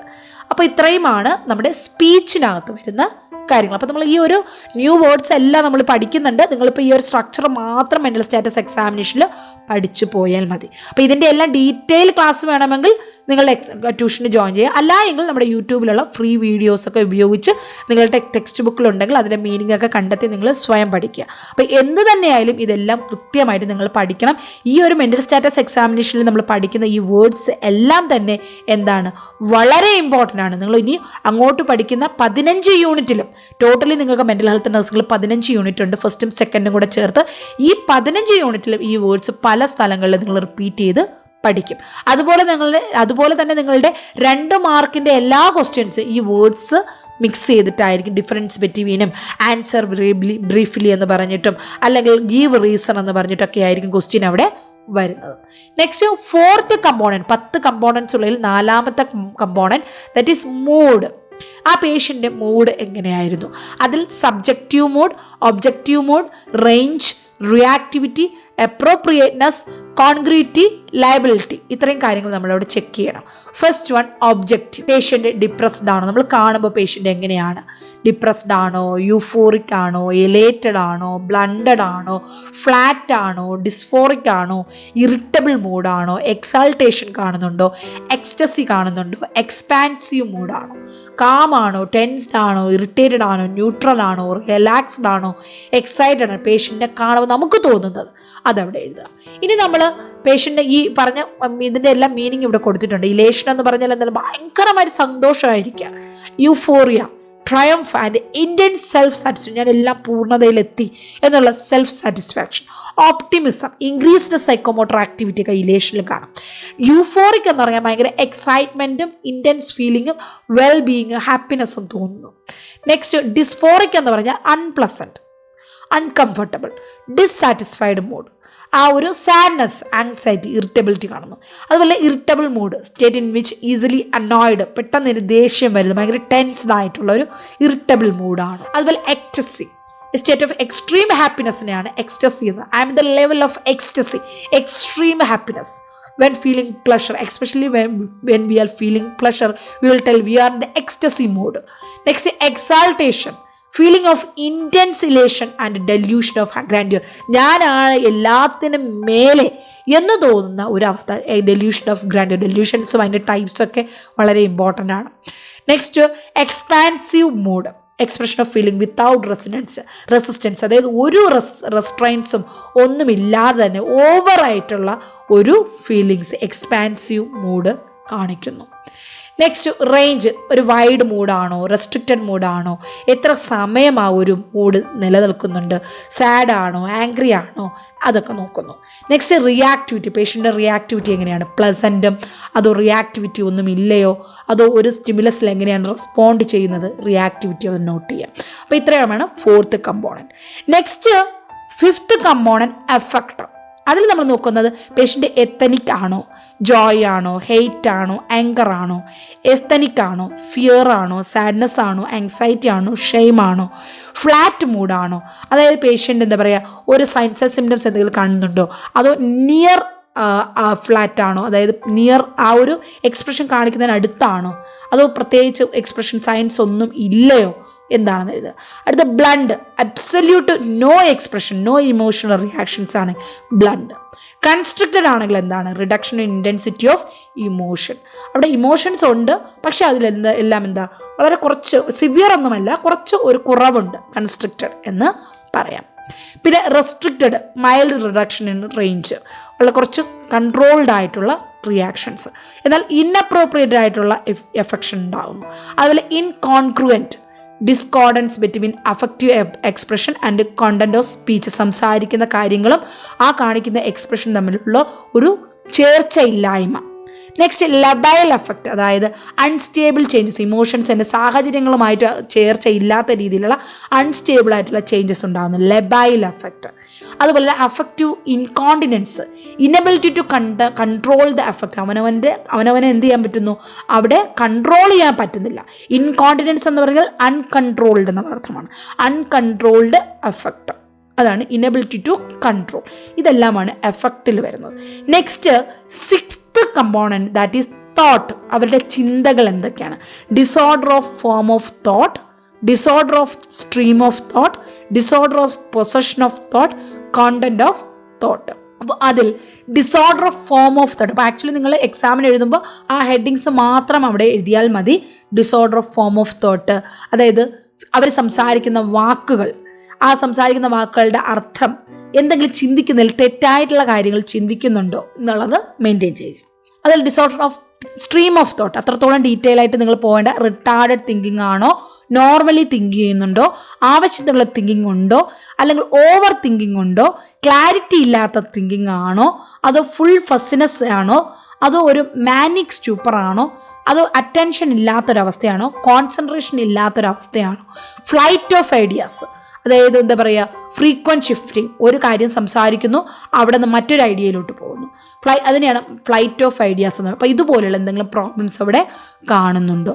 അതുപോലെ ഞാൻ നേരത്തെ പറഞ്ഞ സർക്കംസ്റ്റാൻഷ്യാലിറ്റി, എക്സസീവ് ഡീറ്റെയിൽസ് പറഞ്ഞ് ആ ഒരു സെൻട്രൽ തീമിൽ നിന്ന് നമ്മൾ എന്ത് ചെയ്യുന്നു, ആ ഒരു അൺവാണ്ടഡ് കാര്യങ്ങളിലോട്ട് എന്താ പറയുക, അൺനെസസറി ഡീറ്റെയിൽസ് അല്ലെങ്കിൽ ഇർറിലവൻ്റ് ആയിട്ടുള്ള കാര്യങ്ങളിലോട്ട് പോയി അവസാനം ആ പോയിന്റ് നമ്മൾ എന്താണോ കാര്യം ചോദിച്ച് അതിലെത്തിച്ചേരുന്നു.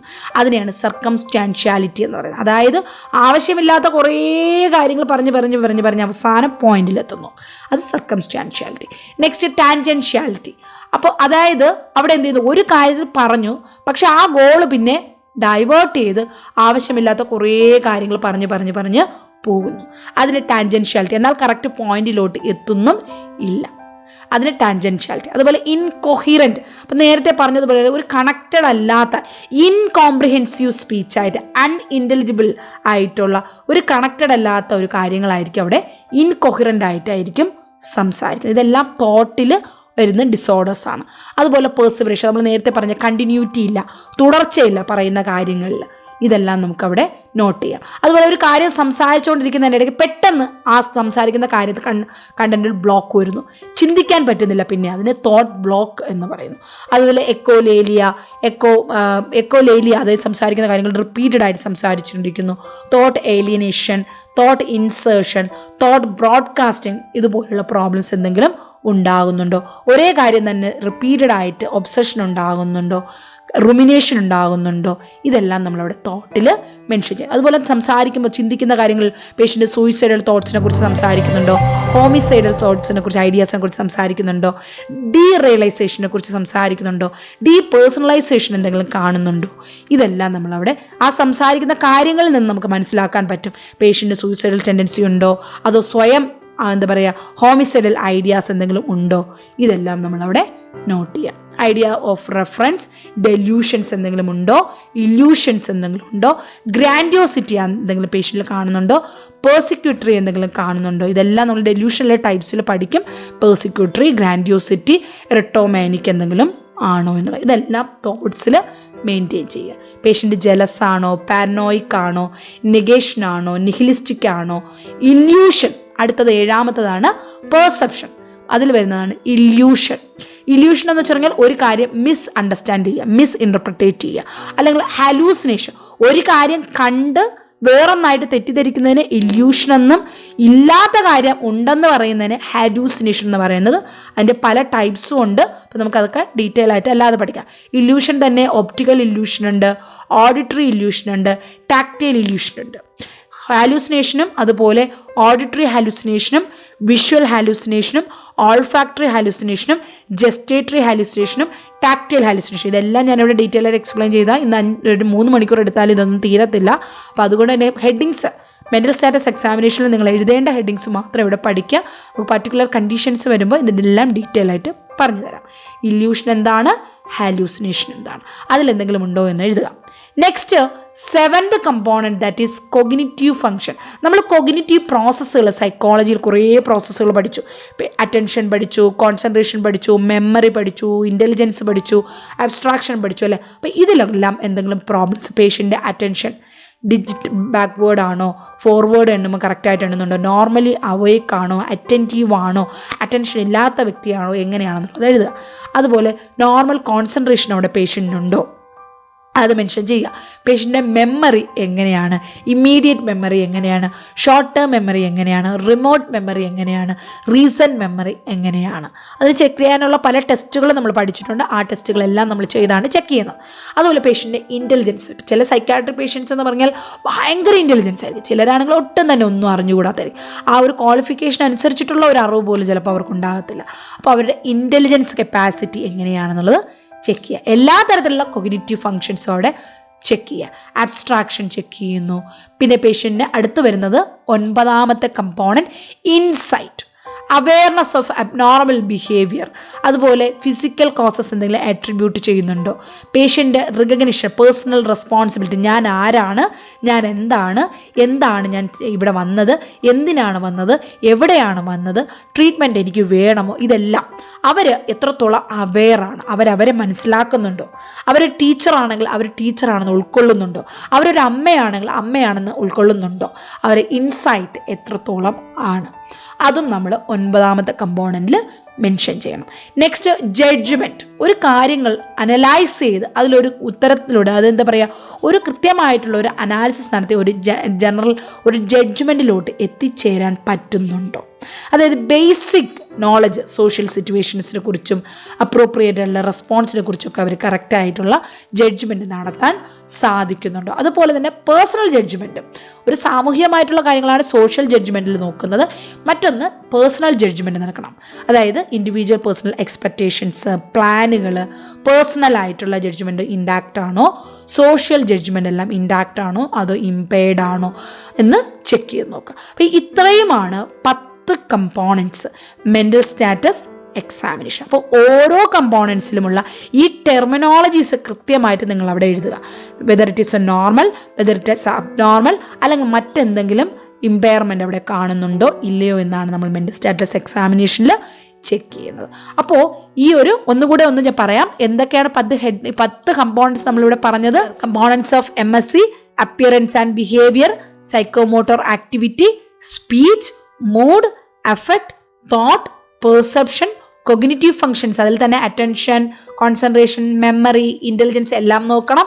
അത് കഴിഞ്ഞ് ഇൻസൈറ്റ്, ജഡ്ജ്മെൻറ്റ്. അപ്പോൾ നിങ്ങളിവിടെ മെൻ്റൽ സ്റ്റാറ്റസ് എക്സാമിനേഷൻ 5 മാർക്ക് എഴുതുമ്പോൾ ഇതിനകത്തുള്ള incoherence, flight of ideas, thought block, delusions, hallucination എന്നൊക്കെ പറഞ്ഞത് ആ ഹെഡിങ്സ് മാത്രം അവിടെ എഴുതിയാൽ മതി.